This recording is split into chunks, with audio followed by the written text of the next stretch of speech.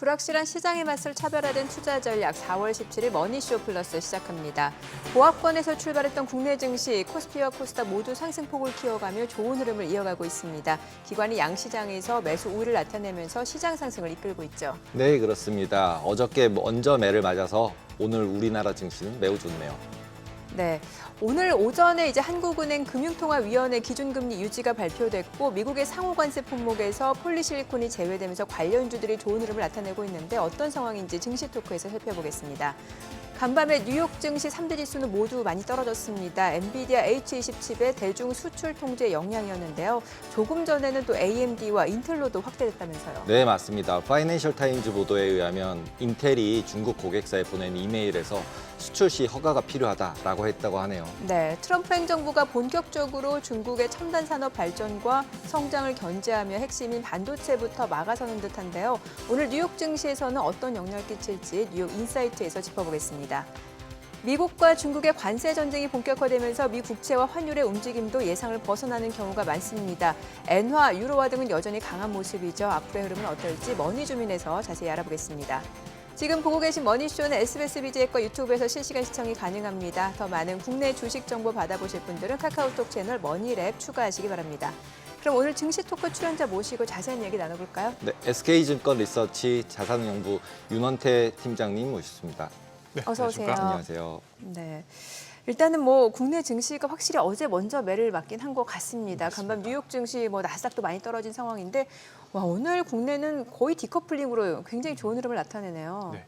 의외의 반응인 것 같습니다. 예. 어제 미국장이 큰 폭의 하락을 보였음에도 불구하고 한국장은 기관의 매수세에 힘입어서 계속해서 상승세를 끌어올리고 있는 모습인데요. 어제 미국장에서는 엔비디아 H20 수출 규제가 발표가 되면서 아무래도 관세의 영향을 다시 한번 받는 모습들이었고요.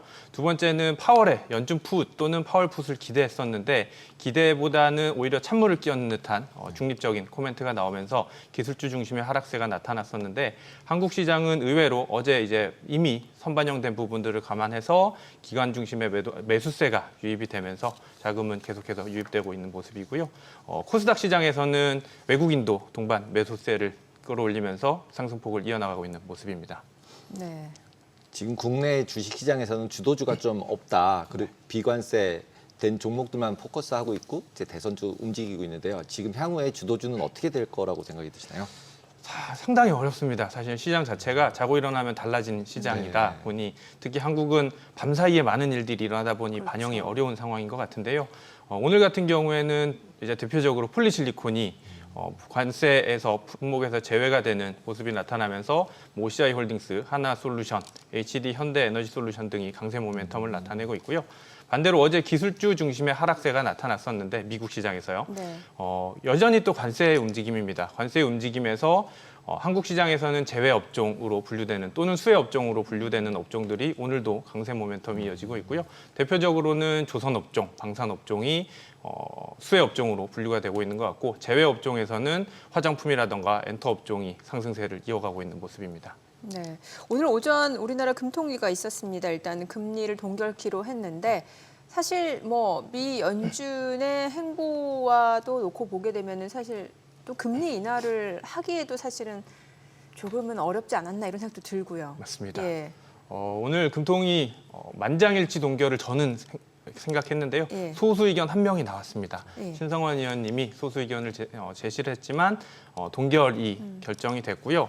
포워드 가이던스, 그러니까 네. 앞으로 3개월 뒤에 기준금리 인하의 필요성에 대해서 금통위원 전원이 필요하다라고 언급을 했고요. 결론은 오늘 금통위는 상당히 비둘기파적인 금통위였다라고 볼 수가 있을 것 같고 비둘기파적인 금통위 안에서 5월 인하에 대한 힌트를 크게 줬다라고 생각을 하고 있습니다. 어제 시장 금리는 사실은 이미 선반영을 했습니다. 어제 네. 국고채 3년 기준으로 국고채 3년 2.33까지 내려갔고요. 국고채 3년 기준 2.33이면 기준금리가 오늘 동결을 해서 2.75이기 때문에 한 번 반 정도를 선반영한 상황이고요. 5월 기준금리 인하에 대해서도 이미 선반영된 상황이기 때문에 시장은 4월이 아니면 5월이겠지 하고 이미 예상을 하고 있는 상황입니다.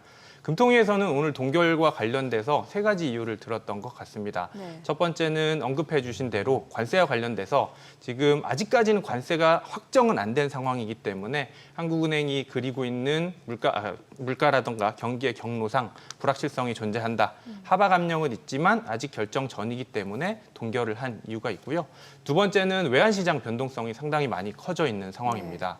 외환의 환율은 많이 낮아지긴 했지만 변동폭이 상당히 큽니다. 지난주까지만 하더라도 주간 기준으로 한 60원대에서 등락을 보이고 있고 그전까지만 하더라도 크면 한 30원대에서 등락을 보였었는데 최근 들어서 변동폭이 커진 부분도 미국보다 먼저 기준금리 인하하기에는 상당히 부담스럽지 않았을까라고 생각을 하고 있고요. 세 번째는 이제 금융 불안으로 대변되는 가계부채가 발목을 잡은 것 같습니다. 2월과 3월에 토호제가 다시 풀리면서 수도권을 중심으로 한 부동산 가격이 급등을 했고요. 다시 또 규제가 도입이 되긴 했지만 이미 상승 탄력을 받은 수도권 중심의 부동산 시장은 가계대출 증가세를 계속해서 자극할 수가 있는 상황이기 때문에 이런 상황에서 기준금리 인하를 단행하게 된다라면 가계부채를 다시 또 자극할 수 있는 상황이라 가계부채 때문에도 동결을 결정하지 않았나 생각이 됩니다. 어저께 파월이 연설을 했잖아요. 그리고 여러 가지 얘기를 많이 했더라고요. 네. 그러면서 이제 금리 부분에 있어서도 얘기를 했고 그 와중에 유럽에서는 또 금리 이제 인하할 거로 예상이 되고 있잖아요. 맞습니다. 그런 영향들이 우리나라 금리 인하하는 데는 큰 영향이 없을까요? 우선 단기적으로 한국은행은 국내 여건이 더 중요한 상황인 것 같습니다. 국내 여건 정치적 불확실성이 어느 정도 해소가 되긴 했지만 불확실한 과정에서 경기 침체에 대한 가능성이 더욱 높아졌고요. 오늘 한국은행 금통위에서도 2월에 전망했던 올해 성장률 전망치가 1.5였었는데 다음 수정 전망이 5월에 나옵니다. 5월에 나오는데 1.5를 크게 하회할 것으로 생각을 하고 있고요. 저희 하우스는 조금 계산해 봐야 되겠지만 1% 언저리로 수정 견배 정제 전망을 내지 않을까라고 생각을 하고 있고요. 대외적인 불확실성이 커져 있는 상황이긴 맞긴 하지만 우선은 한국은행은 양대 책무, 물가 안정과 금융 안정을 목적으로 미국보다 먼저 5월에 인하할 수 있다라고 생각하고 있습니다. 미국보다 먼저 5월에 인하라고 하면은 그 미 연준은 5월 이후나 돼야 인하할 수 있을 거라고 보시는 거예요? 맞습니다. 어제 이제 파월의 연설에서도 나왔는데 어제 파월은 연설에서 단기간 내에 기준금리 인하에 대한 가능성을 조금 제한적으로 발언을 한 것 같습니다. 그리고 최근에 시장에서 이제 파월 푸시나 연준 푸처럼 인하에 대한 가능성을 조금 내비치길 기대했던 것 같은데 반대로 어제 상당히 중립적인 스탠스를 취했습니다. 연준의 관세와 관련돼서도 시장이 변동성을 어느 정도 이제 감내하고 있는 과정이다. 정상화되는 과정이다라고 파월 풋보다는 오히려 찬물을 끼얹는 발언이었고요. 단기간 내 인하할 필요성에 대해서도 단기간 특히나 이제 5월 인하에 대해서는 조금 선을 긋는 발언을 보였고요. 시장에서는 지금 이제 6월 가능성을 보고 있는 것 같습니다. 6월이면은 한국은행 입장에서는 5월에 먼저 인하를 단행할 것으로 보고 있기 때문에 조금 부담은 존재하는 상황인데요. 지금 시장에서 미국의 기준금리 인하와 관련돼서는 연내 4회까지 인하를 보고 있습니다. 특히 JP모건 같은 경우에는 6월 인하를 시작으로 남아있는 모든 FOMC에서 인하를 할 수 있다라고 전망을 확대하고 있는 상황이기 때문에 시장 입장에서는 특히나 한국은행 입장에서는 미국의 기준금리 인하 가능성을 얼마나 전망을 할지는 모르겠지만 기존의 예상이었던 2번보다는 더 늘어나지 않을까라고 기대하고 있는 상황인 것 같습니다. 어떻게 보셨어요, 개인적으로는? 국내 증시 아니요, 파월? 그 파월의 연설에 대해서 시카고에서 파월 연설에서 너무 많은 얘기를 하더라고요. 네. 원래는 이제 뭐 금리 얘기만 하고 환율 얘기만 해야 되는데 뭐 AI가 어쩌고 이런 얘기하고 사람보다 AI가 좋을 거다. 뭐 이런 얘기도 하고 그다음에 뭐 스테이블 코인 얘기도 하고 그래서 화제를 좀 돌리고 싶은가 보다 저는 이렇게 생각을 했었습니다. 네. 아니 그리고 뭔가 그 이전에는 그 물가와 관련해서는 이제 관세 영향이 좀 일시적일 수 있다라는 얘기를 했었던 것 같은데 이번에 좀 약간 바뀌었던 것 같아요. 그래서 약간 호키시하게 받아들여지고 시장이 파월이 나와서 얘기하자마자 더 빠지는 모습을 보였던 것 같은데 실제로 국내 증시 같은 경우는 어떻게 보면 이제 관세 영향이나 이런 것들이 계속 다 반영이 되고 있잖아요. 그러면은 이 변수들이 다 반영이 됐었어야지 오늘처럼 좀 반등도 하고 일어나고 있는데 이게 어느 정도 반영은 다 된 거라고 보시나요? 아니면 이게 더 추가적인 한 번 정도 지하실이 있을지? 지하실. 국면별로 보면 우선은 최악의 구간은 지났다라고 생각이 됩니다. 트럼프의 어떻게 보면 협상의 기술을 보면 크게 한 방 때리고 강약약 강의 스타일을 아니면 강약 중강약 이런 스타일을 보이다 보니까 우선 최악의 구간은 지났다라고 생각을 하고 있고요. 다음 주에 최상목 최상목 부총리가 미국을 방문한다고 하니까 아마도 선물을 들고 올지는 모르겠지만 그나마 불확실성이 어느 정도 해소되는 구간에 접어들지 않을까라고 생각을 하고 있어서 지금 그러니까 지난주보다는 훨씬 불확실성이 이제 가시지 않을까라고 기대가 되고 있습니다. 네. 아니, 최근에 국내 증시에서 보면은 뭔가 관세 영향을 좀 덜 받을 수 있는 그런 피난처라고 여겨지는 섹터 쪽으로 이제 매수세가 좀 유입되는 양상인데 뭐 대표적으로 조선주가 그럴 수 있을 것 같고 또 오늘은 보니까 제약바이오 쪽으로도 흐름이 괜찮고 또 오늘은 웹툰이라든지 컨텐츠 관련 쪽도 좋거든요. 이들 섹터에 대해서는 어떤 뷰를 갖고 계시나요? 우선은 세 가지 네. 관점을 가지고 있습니다. 첫 번째는 관세와 관련돼서는 관세의 수혜주. 네. 그러니까 다음 주에 최상무 부총리가 미국을 방문할 것 같은데요. 네. 지금 예상되고 있는 부분은 패키지 딜을 가지고 갈 것 같습니다. 한국 입장에서는 방위비 분담을 최소한으로 하기 위해서 가지고 갈 수 있는 카드가 조선과 방산이지 않을까 또는 반도체까지도 조금 포함될 수 있지 않을까라고 네. 생각이 되고 있고요. 그렇기 때문에 최근 들어서 계속해서 상승세를 보이고 있는 조선과 방산 업종이 기대감이 커지고 있는 상황입니다. 아마도 어떤 협상의 결과를 가져올지는 모르겠지만 조선이나 방산 같은 경우에는 장기간에 걸친 계약을 맺을 수 있을 가능성이 있지 않을까라고 생각이 돼서 조선주에 지금 이미 비싼 구간에 접어들었긴 했지만 그러게요. 추가적인 상승 모멘텀이 있다라고 생각을 하고 있고요. 두 번째 관점에서는 중국의 수혜주, 그러니까 관세와 관련이 없고 그나마 상승 모멘텀이 있는 게 이제 중국 관련주가 될 것 네. 같은데요. 언급해 주신 대로 화장품이라던가 엔터주가 될 것 같습니다. 아, 네. 어제 중국의 GDP 성장률이 발표가 됐습니다. 예. 1분기 기준 성장률이 5.4%로 예상치가 5.2%였는데 상회를 했고요. 저희가 보고 있는 바는 사실은 GDP 성장 중에서 수출이 많은 부분을 차지했는데 네. 수출의 경우에는 트럼프 관세 전에 조금 밀어내기 수요가 있을 수 있었다라고 생각이 되는데 저희가 보고 있는 바 중에 하나는 내수입니다. 사실은. 내수가 상당 큰 폭의 개선이 진행이 됐고요. 중국. 네, 맞습니다. 아무래도 작년부터 중국의 경우에는 완화적인 통화 정책을 시행을 했고 재정 정책까지 계속해서 시행을 하다 보니까 이제 중국의 내수에서부터 반등의 시그널이 나오고 있다라고 생각을 하고 있고요. 그 내수의 개선에 기댄다면 한국 입장에서 가장 대표적인 게 K 콘텐츠로 대변되는 엔터 업종이 될 것 같고요. 두 번째는 K 화장품으로 대변되는 화장품 업종도 개선세가 두드러지지 않을까 또는 기대 업종에 포함되지 않을까라고 생각하고 있습니다. 네. 근데 조선 방사주 같은 경우에 지금까지 강세가 됐잖아요. 네, 맞습니다. 근데 만약에 다음 주에 가서 얘기를 했는데 예상대로 가져왔으면 오히려 악재로 반영되는 거 아닌가? 이제 뉴스에 팔자 이러고. 그럴 가능성도 있습니다. 사실은 그거보다 더 안 좋은 건 네. 별거 없이 가져왔을 가능성. 별거 없이 가져왔으면 기대가 무너져 버리니까. 무너질 가능성이 있죠. 이미 주가는 지금 상당폭 반영을 하고 있는 그렇죠. 상황이고 다 받아오는 걸로 네. 반영한 것 같은데. 이미 주가는 조선주 같은 경우에 4년치 물량을 다 주가에 반영하고 있는 상황이다라고 생각을 하고 있고요. 거기에 업사이드로 이제 관세 관련돼서 미국과의 협상에서 뭐 장기적인 딜을 가져올 가능성을 지금 시장에서 계속해서 차곡차곡 쌓아 나가고 있는 과정인데 그 과정에서 최상목 부총리가 빈손으로 온다. 그러면은 반대급부로 크게 하락 조정받을 가능성도 있다라고 생각합니다. 무조건 뭔가를 가져오셔야겠네요. 그렇죠. 네. 근데 이제 뭐 저희 입장에서는 예상 밖의 영역이고 그쵸. 뭐 예상 트럼프의 정책 입장에서 보더라도 오늘 이제 일본과 협상이 진행되고 있는데 결과가 어떻게 될지는 네. 모르겠습니다. 그 협상의 결과에 따라서 한국도 조금의 영향을 받지 않을까라고 생각을 하고 있고요. 그리고 결론적으로는 지금 한국은 이제 대통령이 부재한 상황이기 때문에 트럼프 입장에서도 대통령이 없이 어떤 큰 결정을 하기에는 또 어렵지 않을까라고 또 예상이 돼서 정말 큰 선물보다는 오히려 조금 시장에 안도할 만한 선물이라도 가져왔으면 좋겠다라고 생각이 됩니다. 아니 오늘 그 컨텐츠 관련주들이 또 가는 이유 중에 하나가 뭐 이제 뭔가 관세에서 조금 비껴간 말씀을 주시긴 했는데 또 때마침 넷플릭스 실적도 나오잖아요. 네, 근데 넷플릭스 실적도 이번에 좀 좋을 거라고 하는데 혹시 폭삭 속았수다 네. 보셨어요? 저 최근에 보고 있습니다. 보고 있어요? 지금 네. 진행 중인데 네. 저도 정말 눈물 쏙 빼놓고 보고 있는 상황이긴 한데요. 네. 너무 재밌는 것 같습니다. 네. 그게 또 중국에서도 지금 그러니까요. 잘 먹히고 있다라고 하고 있고요. 네. K 컨텐츠 같은 경우에는 계속해서 상승 기대감이 진행되고 있는 상황인 것 같고 한한령도 어느 정도 해제가 되고 있는 분위기이기 때문에 추가적인 상승 거기에 중국의 내수가 조금 더 상승 모멘텀이 작용한다라면 계속해서 그러니까 관세의 비관련주로 상승 모멘텀은 이어질 수 있다라고 기대가 됩니다.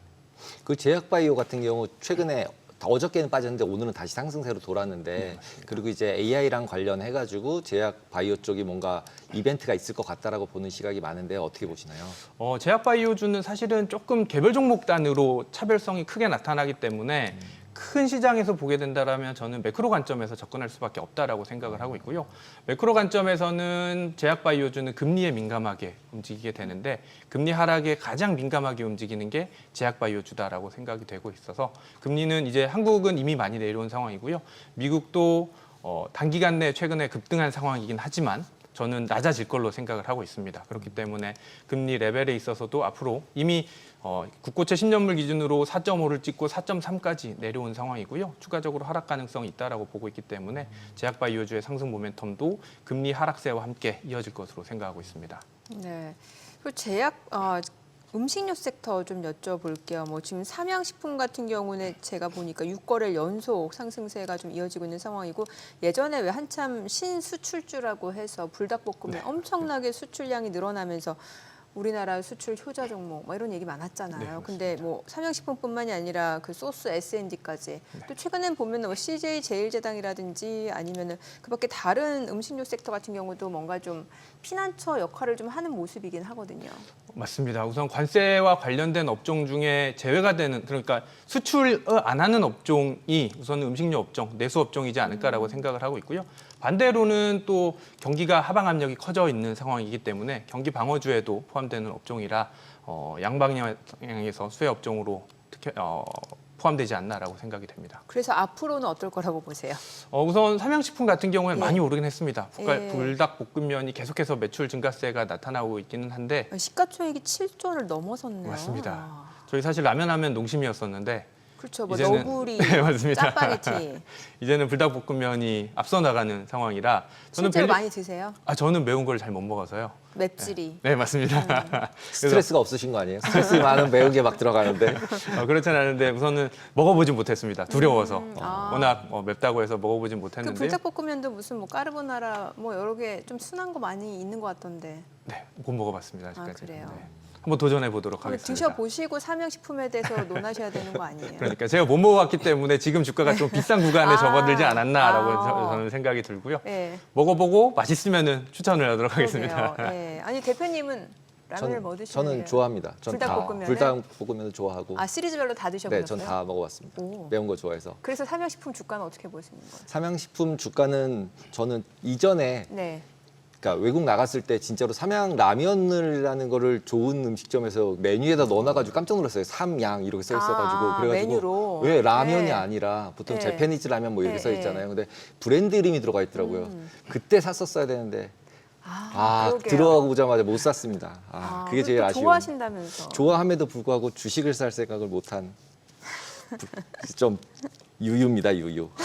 네, 자, 그래서 음식료, 삼양식품에 대해서는 한번 드셔보시고 주가에 대해서 향방을 좀 얘기해 주시는 걸로 하고. 네, 국내 개인들이 지금 매수를 하고 그 다음 날 또 바로 매도를 하고 이런 거 트레이딩을 굉장히 열심히 하고 있잖아요. 그리고 증권사들조차도 요즘 들어서는 약간 뭐 위기다 뭐 이런 쪽으로 가는 게 아니라 비중 확대를 오히려 얘기를 하고 있고 그리고 이제 뭐 S&P 같은 경우는 5,000 바닥 찍었다. 또 우리나라도 2,400 이하면 좋다. 이렇게 얘기들을 많이 하는데 어떻게 보시나요? 그 밑에 가면 사면 되는 건가요? 우선 레벨이 중요할 것 같습니다. 오늘 지금 코스피 기준 2,470선을 네. 회복한 상황인데 역사적으로 최근 몇 년간 주가 밴드의 바닥은 PBR 0.85배를 기준으로 보고 있고요.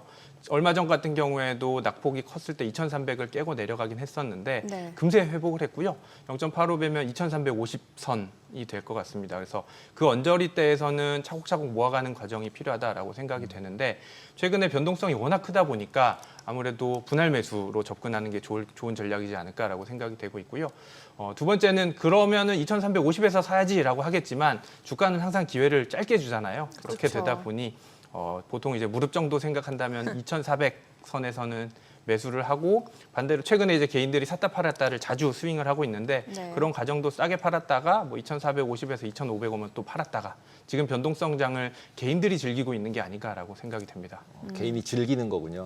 뭐 좋게 말하면 즐기는 것 같고요. 그러게 네. 오늘 시장이 오를 때 오히려 개인은 파는 거 보면 맞습니다. 예. 어제 떨어질 때 사고 그쵸. 그럼 네, 뭔가 좀 단기 트레이딩에 능한 개인분들은 네. 확실히 떨어질 때 사고 오를 때 팔고 이런 것 같다는 이게 생각이 특히 이제 낙폭이 커지는 구간에서 팬데믹 때도 그랬던 것 같고요. 네네. 낙폭이 커지는 구간에서 기관 투자자들보다 오히려 개인들이 더 공격적으로 들어왔다가 또 치고 빠지는 경향들이 네. 최근에 많이 나타나고 있는 경향인 것 같습니다. 네. 자, 지금 시각 3시 21분 향해 갑니다. 오늘 양시장 마감 호가 상황 체크해 보겠습니다. 먼저 코스피부터 보도록 할게요. 오늘 0.8% 상승 마감 예상되고요. 예상 체결 지수는 2,468포인트입니다. 코스닥 1.7% 상승 마감 예상됩니다. 오늘 단숨에 12포인트 넘게 오르면서 711선에서 마감이 예상됩니다. 어제와는 사뭇 분위기가 또 달라지고 있는 상황이고요. 시가총액 상위 종목 예상가 보겠습니다. 삼성전자 오늘 1% 상승 마감 예상됩니다. 지금 호가 55,400원이고 SK하이닉스 0.2% 소폭 하락 마감 예상되고요. 삼성전자, SK하이닉스 지금 호가에서는 좀 보합권이 예상되네요. 각각 54,700원, 173,600원. 그리고 LG에너지솔루션은 0.7% 하락 마감 예상됩니다. 예상가 345,500원이고요. 삼성 바이오로직스가 오늘 3.6% 강세 마감이 예상됩니다. 호가 106만 원. 현대차는 0.5% 하락 마감 예상되고요. 호가 187,700원으로 집계가 됩니다. 그리고 기아가 오늘 보합 마감 예상되고요. 한화 에어로스페이스 어느덧 시가총액 6위까지 올라왔습니다. 오늘 3% 상승 마감 예상되고요. 지금 호가는 81만 4천 원.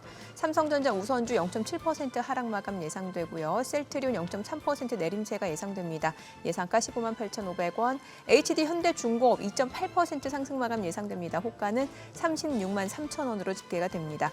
지금 보시다시피 시가총액 10위권 내에서 국내 증시의 특징이 고스란히 좀 반영이 되는 것 같습니다. 뭐 방산주라든지 조선주가 지금 시장에서 주도주 자리매김 역할을 하고 있는 모습이고 반도체는 계속해서 좀 방향성을 탐색하는 과정이 좀 이어지고 있다. 이렇게 좀 보시면 될 것 같습니다.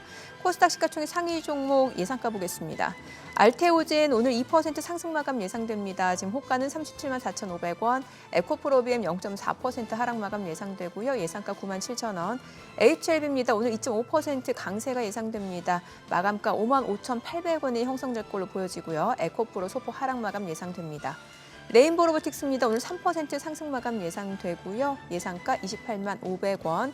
휴젤입니다. 오늘 3.7% 강세 마감 예상됩니다. 호가 34만 4,500원. 클래시스도 1.2% 오를 걸로 보여집니다. 종가 6만 3,500원에 형성될 걸로 보여지고요. 리가캠바이오도 1.4% 상승 마감 예상됩니다. 호가는 10만 6,100원. 파마리서치도 1.2% 상승 마감 예상되고요. 펩트론이 지금 시가총액 10위까지 올라섰습니다. 오늘 5.8% 강세 예상되고요. 마감가 16만 2,100원에 형성될 걸로 보여집니다. 자, 이제 마감까지 한 6분여가량 남았는데요. 오늘 시장 보니까 어떤 느낌 드세요? 아까 처음에 저희가 얘기한 예. 대로 의외로 강하다. 그러니까요. 그러면 나스닥 네. 선물이라도 사야 되겠다. 뭐 이런 생각이 갑자기 들고요. 네. 최근 들어서 계속 이제 자산 배분해야 된다, 현금 비중 네. 늘려야 된다 이런 얘기가 되게 많았잖아요. 그러게요. 그런 와중에서 이제 연초 같은 경우도 그렇고 이제 엔화 베팅을 많이 해라라는 얘기도 많았고 그러다 보니까 ETF 같은 것들도 엔화 연동돼 있는 미국 국채 ETF가 굉장히 유행이었잖아요.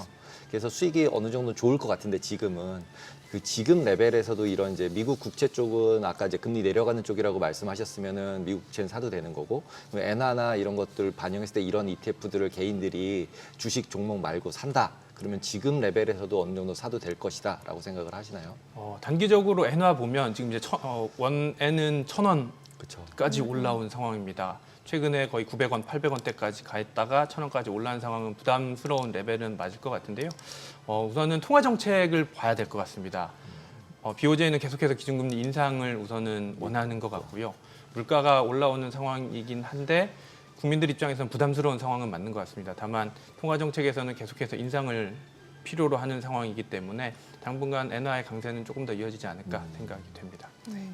저 반도체 좀 여쭤보고 싶어요. 지금 사실 뉴욕 증시에서는 보면은 이제 뭐 엔비디아를 비롯해서 좀 전에 뭐 AMD, 인텔까지도 확대가 됐다고 하잖아요. 대중 수출 규제.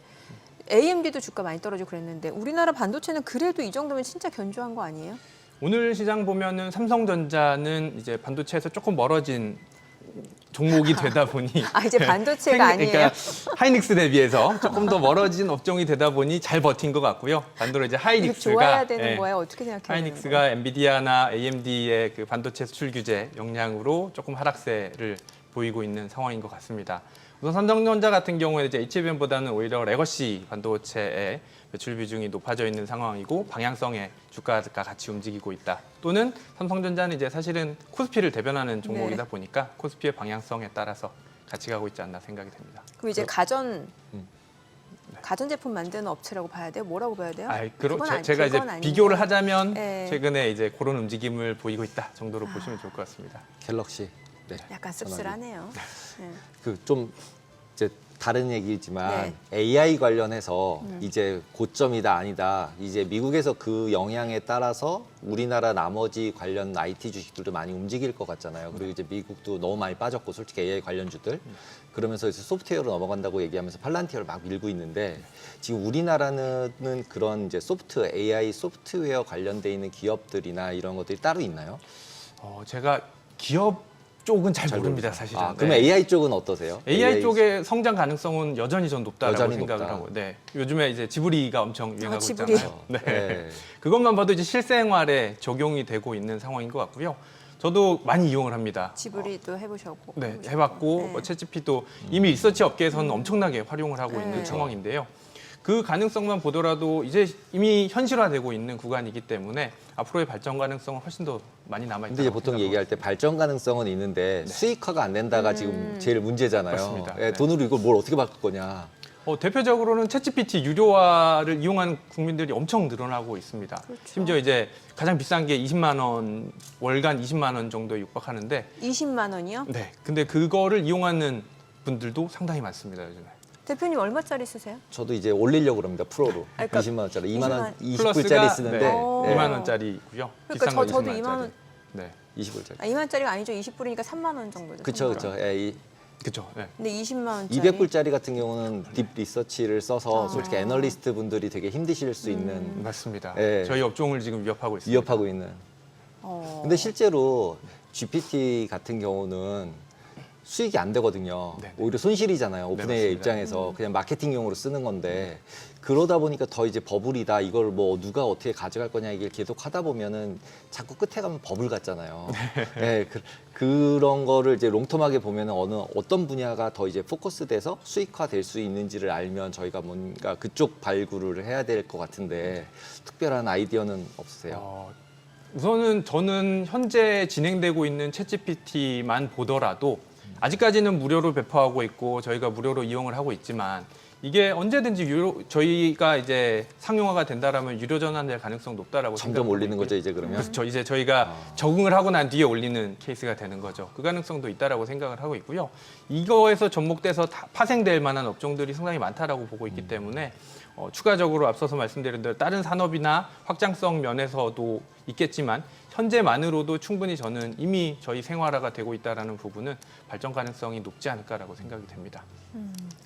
요즘에 그 주변 이제 투자자분들이나 시장 참여자들한테 어떤 조언을 많이 해주시는 편이세요? 예를 들면 뭐 포트폴리오 구성이라든지 아니면 또 요즘에 저희 방송뿐만 아니라 또 여러 방송에서 오히려 보면 미중 간의 관세 전쟁에서 중국이 뭐 더 카드가 많다 이러니까 뭐 또 시청자분들은 너무 친중 아니냐 이런 얘기부터 별 얘기 다 하는데 네. 별 말씀 다 하시는데 그럼에도 불구하고 실질적으로 여러 팩트를 놓고 봤을 때 어떤 포트폴리오 전략이 좋다라고 보여지세요? 우선은 전 두 가지 정도 두 제시드리고 가지. 있습니다. 첫 번째는 자산 배분에서 그동안 작년까지 보더라도 미국 주식을 많이 비중을 늘렸잖아요. 특히 연말에 개인들의 더더욱, 경우에도 예. 그렇고. 그런데 이제 조금 비중을 줄일 때가 되지 않았나라고 생각을 하고 있고요. 미국이요? 지금 이제 미국의 비중은 주식보다는 오히려 미국채가 더 유망하지 않을까. 아, 그럼 단기채, 장기채 어떤 쪽이요? 지금 이제 단기간 내에 장기채가 많이 올라왔죠. 네. 국고채 10년 기준으로도 4.0%에서 4.5%까지 올랐다가 지금 4.3 정도까지 내려온 상황인데 단기적으로 저는 매수 기회다라고 생각을 하고 있고요. 뿐만 아니라 원자재 요즘 금값이 계속해서 신고가를 갱신하고 있는데 죄송한데 제가 여쭤봐 놓고 그 답을 마감 상황 확인해 보고 조금 더 들어보도록 하겠습니다. 자, 오늘 국내 증시 마감합니다.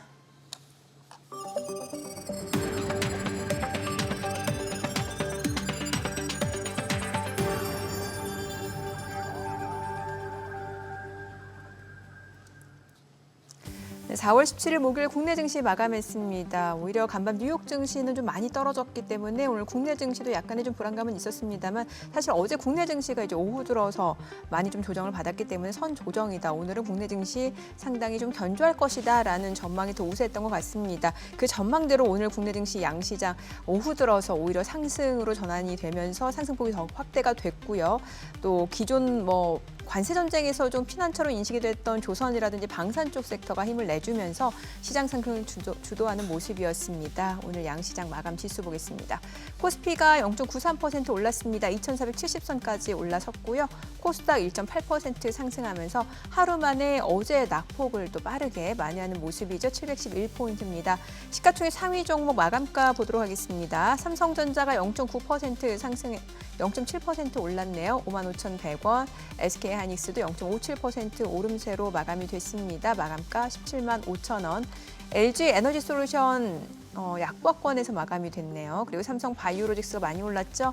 3.5% 상승 마감하면서 종가는 105만 9천 원. 현대차 보합으로 마감이 됐고요. 기아가 0.4% 상승했습니다. 8만 5천 원 종가고요. 삼성전자 우선주는 보합권, 한화 에어로스페이스가 3.5% 상승하면서 종가는 81만 6천 원, 셀트리온 강보합권에서 마감이 됐고요. HD현대중공업 3.68% 상승하면서 종가는 36만 6천 원에 형성이 됐습니다. 코스닥 시가총액 상위 종목 마감가 보겠습니다. 알테오젠 오늘 2.5% 상승했습니다. 사흘 만에 반등했고요. 종가는 37만 6천 원. 에코프로비엠 강보합권에서 마감이 됐고요. HLB가 3% 올랐습니다. 종가는 56,100원. 에코프로 0.7% 상승했고요. 레인보로보틱스 3.4% 상승하면서 종가는 28만 1,500원에 형성이 됐습니다. 하루 만에 또 반등하는 모습이었고 휴젤은 오늘 3% 올랐네요. 지금 종가 34만 2,500원, 클래시스도 올랐습니다. 마감가 6만 3,500원, 리가켄바이오도 1.6% 상승했죠. 10만 6,300원에 거래 마쳤고요. 파마 리서치도 상승했습니다. 오늘 펩트론 흐름 굉장히 좋았네요. 5.8% 상승하면서 종가는 16만 2,200원에 형성이 됐습니다. 사흘 만에 반등이네요. 수급 상황 체크해 보겠습니다. 오늘 유가증권 시장에서는 개인과 외국인 순매도를 나타냈습니다. 개인은 874억 원 매도 우위, 외국인 많이 팔았네요. 3,519억 원 순매도. 이 가운데 기관이 연기금 금융투자를 중심으로 매수세가 유입이 됐어요. 3,462억 원 매수 우위. 코스닥 쪽에서는 외국인과 기관이 순매수를 보여줬습니다. 외국인 947억 원, 기관은 472억 원 매수 우위, 개인 투자자는 1,414억 원 순매도를 나타냈습니다. 선물에서는 외국인 800계약 넘게 순매수를 보여준 상황이고요. 환율 체크해 보겠습니다. 달러원 환율입니다. 달러 인덱스가 지금 100을 하회하고 있는데 오늘 달러원 환율은 7원 80전 하락한 1,418원 90전에 마감이 됐습니다. 자, 오늘 양시장 그래도 어제 먼저 맞는 매가 낫네요, 확실히. 그렇죠. 먼저 맞는 매가 네. 나은 것 같습니다. 이제 환율이랑 아까 저희가 얘기하다가 멈춘 게 이제 원자재 투자, 맞아요. 예, 그다음에 금 미국채 얘기하고. 얘기하셨는데 예. 미국채는 아까 처음부터 얘기해서 매수된다 이렇게 얘기하셨는데 원자재 같은 경우는 실제로 미국에서 침체를 얘기하고 있잖아요. 맞습니다. 침체를 얘기하는데 원자재라고 했을 때는 금은 원자재라고 얘기하지 말아야 될 것 같고 걔는 이제 약간 안전자산 그러게요. 그다음에 중국이 많이 사니까 사는 거라고 치면 나머지 원자재들 같은 경우는 지금 침체라고 보면은 사면 안 될 것 같고 맞습니다. 인플레이션이라고 보면 사야 될 것 같은데 네네. 이 양쪽 중에 어느 쪽이라고 봐야 인플레이션 쪽이라고 보시니까 사라고 말씀하신 건가요? 아니면 아니요, 저는 원자재 중에 이제 금은을 생각하고 말씀드린 아, 거고요. 금은? 네, 금은. 금은 네. 은 보통 이제 산업용으로 많이 쓰이잖아요. 네, 그러니까 최근에 금값이 계속 고공행진을 하고 있는데 네. 은값은 상대적으로 못 올라 아. 있는 상황이라 가격 메리트적에서 본다라면 은의 상승세도 유효하지 않을까라고 생각이 되고요. 금은 네. 그냥 ETF 이런 걸로 돼서 막 맞습니다. 올라가는 거 아닐까요? 그 가능성도 충분히 있을 것 같고요. 저희도 사실은 실물금을 사는 것보다는 오히려 ETF로 사는 게 훨씬 편하게 살 수 있지 않을까 생각이 됩니다. 편하게 샀다 팔았다 하기 위해서 그냥 ETF로 네, 사는 게 맞습니다. 낫겠다. 자산 배분 형태로 봤을 때는 현물보다는. 네, 맞습니다. 실물 사면 부가세 붙고 그렇죠. 네. 중간에 수수료까지 네. 생각한다면 ETF가 이제 훨씬 유효하고 사실 보관 비용도 들죠. 금을 그러네요. 대규모로 들고 있을 경우에 불안정성까지 감안한다면 금을 대규모로 집에 들고 있기에는 조금 크기가 네 그럴 것 같습니다. 그리고 이제 제가 이제 궁금한 게 하나가 예를 들어서 코스피 같은 경우는 이제 반도체나 삼성전자, 하이닉스가 몰려 있고 코스닥 같은 경우는 이제 바이오나 아니면은 2차 전지 부분이 엮여 있잖아요. 네. 그러면은 지금 같은 시기가 지나가면 이제 코스피보다 오히려 코스닥이 훨씬 더 아웃퍼폼 할 것 같은 생각이 드는데 네. 그래서 뭐 롱숏 한다라고 생각하면 코스피 팔고 코스닥 사면 무조건 벌 것 같은 느낌이 드는데 어떻게 생각하시나요? 저는 개인적으로 조금 반대 의견입니다. 반대세요? 아, 네. 지금 기대하고 있는 또 다른 이제 관점 중에 하나는 낙폭과대주로 접근하는 게 어떨까라고 생각이 되고요. 낙폭과대. 네, 앞서서 그 최상무 부총리가 이제 선물을 들고 올 수 있을지 아닐지는 모르겠지만 네. 그 선물을 들고 오게 된다라면 그동안 관세의 피해 업종으로 분류가 됐던 뭐 자동차나 철강이라던가 아니면은 뭐 반도체까지도 피해 업종으로 분류가 될 수 있을 것 같은데 그 부분에 대한 오히려 이제 반등 모멘텀으로 작용할 수 있다라고 보고 있기 때문에 뭐 코스닥보다는 오히려 코스피 쪽으로 집중하는 게 더 좋은 전략이지 코스피 않을까라고 쪽으로? 생각합니다. 그러니까 말씀해 주신 대로 코스닥은 이제 바이오 업종에 대한 상승 모멘텀은 유효한 것 같고요. 앞서 매크로적인 측면에서는 금리 하락세에서는 바이오의 상승 모멘텀이 저는 가장 두드러질 수 있다라고 보는 관점은 맞을 것 같은데 코스피와 코스닥을 나눠서 본다라면 낙폭과대 업종 중심의 반등 모멘텀도 유효하지 않을까 생각하고 있습니다. 낙폭과대라고 하면 뭐 반도체라든지 자동차 이쪽을 봐야 되는 거예요? 네, 맞습니다. 아, 최근에 이제 저평가되어있는. 관세의 영향으로 주가 하락폭이 가장 컸던 업종들, IT, 하드웨어, 디스플레이, 뭐 자동차, 철강 해당 업종들이 될 것 같습니다. 그리고 또 하나 여쭤보고 싶은 거는 왜 최근에 뉴욕 증시 좀 비중 축소하고 오히려 중국 쪽 봐라 이렇게 네. 의견을 주시는 분들도 계시거든요. 거기에 대해서는 어떻게 보세요? 저도 그 중에 한 명인 것 같습니다. 아, 그래요? 네, 저도 지금은 오히려 미국보다는 중국 아니면 유럽 쪽에 비중을 늘리는 그래요? 게 좋지 않을까라고 생각을 하고 있고요. 거시적인 측면에서 보면 우선 중국이나 유럽 같은 경우에 이제 완화적인 통화 정책을 중국은 이미 시작을 했고 네. 유럽은 최근에 빠르게 기준금리 인하를 낮추고 있습니다. 통화량이 돈다라는 측면에서 본다라면 그 자국의 증시 상승 모멘텀은 아직 미국은 이제 시작하고 중간에 조금 멈춰 있는 단계이기 때문에 미국보다는 오히려 중국과 유럽의 상승 모멘텀이 크지 않을까라고 보고 있습니다. 알겠습니다. 오늘 내용 잘 들었습니다. 고맙습니다. 네, 감사합니다. 감사합니다.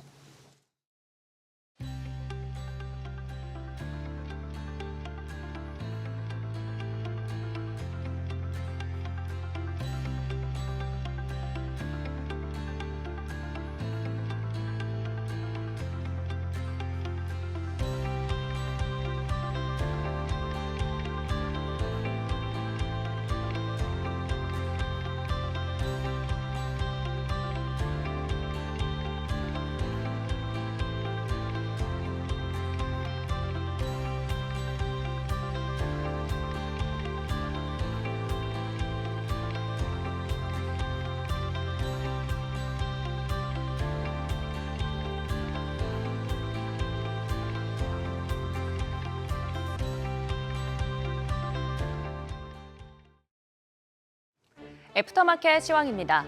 미중 무역이 격화되는 와중에 국내 투자자들은 중국의 반격보다는 트럼프의 승리에 무게를 두는 모습입니다. 관세 충격으로 미국 증시가 급락했지만 향후 반등 가능성에 베팅하면서 저가 매수 기회로 판단한 것으로 보이는데요. 한국예탁결제원에 따르면 도널드 트럼프 미국 대통령의 상호 관세 발표에도 국내 투자자들의 미국 주식 순매수액은 오히려 증가했고 반면 중국과 홍콩 주식에 대한 매수세는 크게 줄었습니다.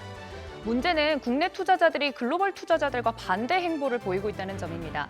글로벌 투자자들은 최근 2달간 미국 주식 보유 비중을 역대 최대 규모로 축소했습니다. 로이터에 따르면 뱅크 오브 아메리카의 글로벌 리서치 팀 설문조사에서 글로벌 자산운용 책임자들은 미국 주식에 대해 시장 평균보다 36% 낮은 비중을 유지하고 있다고 응답했습니다.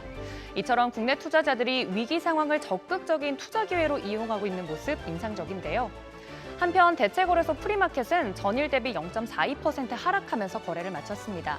아무래도 간밤 급락한 뉴욕 증시 영향을 받아서 투자 심리가 위축됐었는데 정규장이 열리면서 상승으로 돌아섰습니다. 트럼프 먹구름에도 국내 증시 선방하는 모습인데요. 개인들의 투자가 90% 이상을 차지하는 대체거래소 메인마켓도 1.18% 오르면서 마감했습니다. 메인마켓에서 바톤을 이어받은 애프터마켓 상황 살펴보겠습니다. 네, 먼저 애프터마켓 코스피 상장사부터 살펴보도록 하겠습니다. 시총 1위부터 5위 순으로 살펴볼 텐데요.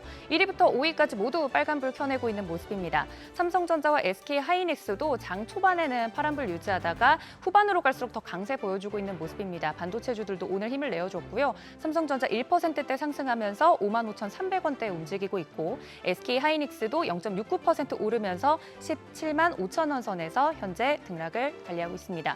LG에너지솔루션은 보합권에서 움직이고 있고요. 삼성바이오로직스가 3%대 강세, 현대차도 0.28% 강보합권에서 움직이고 있습니다. 이어서 코스닥 시총 상위 종목들도 살펴보도록 하겠습니다. 알테오젠 2.59% 상승 중이고요. 에코프로비엠과 에코프로도 각각 0.10%, 0.94% 오르면서 에코프로 형제들도 잘 달려주고 있습니다. HLB도 3%대 오르면서 56,200원에 로봇주인 레인보우 로보틱스도 3.49% 오르면서 28만 1,500원 선에 움직이고 있습니다. 이 밖에 특징적으로 개인 투자자들이 집중하고 있는 부분, 이재명 더불어민주당 대선 경선 후보 행보에 AI 다음은 방산과 웹툰 관련주들도 테마적으로 움직이고 있다는 점까지 애프터마켓에서 전해드립니다. 지금까지 애프터마켓 브리핑이었습니다.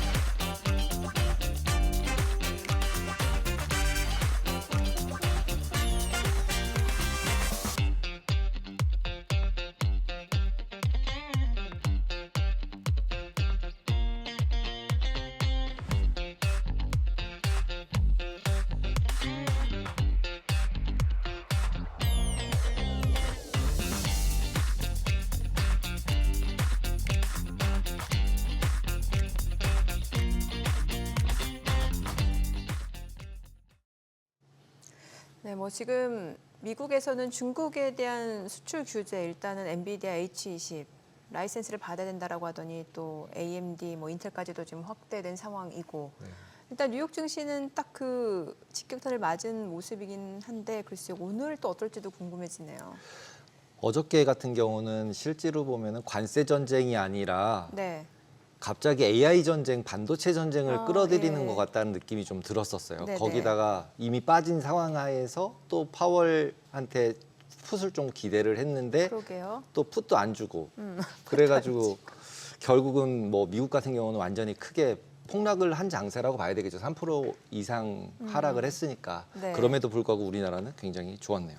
그러게요. 사실 제롬 파월 연준 의장도 뭔가 그 시카고에서 지난번에는 이제 관세 역량이 좀 일시적일 수 있다라고 했는데 이번에 말 딱 바꿨잖아요. 네, 말 다 뭐 좋게 바꿨습니다. 말하면 굉장히 유연한 사고, 네. 탄력적인 사고인데 일단은 시장 참여자들이 걱정했던 부분을 다시 한번 좀 확인시켜 준 것 같았습니다. 뭐 경기 둔화라든지 네, 맞습니다. 물가 상승 압력이 높다. 그렇기 때문에 물가 안정이 우선이다. 근데 엔비디아 젠슨왕이 제일 황당했을 것 같아요. 그러게요. 투자한다고 했는데. 네, 투자한다 그러고 돈 뭐 5천억 불 투자한다 그래서 자기가 지원하겠다 이렇게 얘기하고 나서 하루도 안 지나서 뒤통수. 갑자기 딱 저렇게 하시면은 되게 황당할 것 같은 상황이고 그다음에 나머지 반도체 관련 주식까지 다 네. 같이 해서 이거는 관세 전쟁이 아니라 그냥 AI 전쟁으로 다시 또 바뀌는 것 같은 상태여서 관세 다음에는 이제 좀 문제가 없으려나 그랬더니 AI 전쟁 다시 시작하면 반도체 주식들은 힘들 것 그러게요. 같아 보입니다. 여러 가지 좀 체크해 보면서 뉴욕 증시 잘 대비를 해 보셔야 될 것 같습니다. 오늘 함께해 주실 분 소개하겠습니다. 오늘 대신증권 리서치센터 문남중 수석 연구위원 함께합니다. 어서 오세요. 안녕하세요. 오랜만이시네요. 네, 오래간만에 뵙니다. 네. 뉴욕 증시 요즘 보느라 바쁘시죠? 네, 근데 저는 별로 걱정을 안 하거든요. 아, 네, 최근에 뭐 미국 증시 변동성은 좀 있었지만 네네. 너무 걱정을 많이 하시는 것 같아가지고 전일 밤도 사실 뭐 하루 단위로 많이 떨어지긴 했죠. 근데 이제 중요한 거는 앞으로 이제 더 떨어지는 상황은 아니라는 걸 좀 얘기를 네. 해드리고 싶어요. 올해 연말까지는 그래도 미국 증시는 계속 올라갈 수 있다라는 견해를 일관되게 얘기를 하고 있는 상황이라서 어차피 이제 주식 투자라는 거 자체는 내가 매수하자마자 수익이 날 수는 없어요. 아, 그렇죠. 신도 아니고. 어떤 예. 구간에서는 사실 좀 인내를 가지고 기다리다 보면 어차피 추세라는 게 깨지지 않는다라고 하면 기회는 얼마든지 있다라고 생각합니다. 그래서 저는 시청자 여러분들도 뭐 이런 얘기하면 좀 약간 저분은 왜 저러지 이렇게 얘기하실 수도 있는데 일단 저는 올해 연말까지는 미국 증시 좋게 보고 있기 때문에 거기에 대한 얘기들을 오늘 좀 드리도록 하겠습니다. 네. 200일선 깨지면서 그리고 하락세로 전환하면서 하락 전환했다 이렇게 얘기하는 경우가 되게 많아졌잖아요.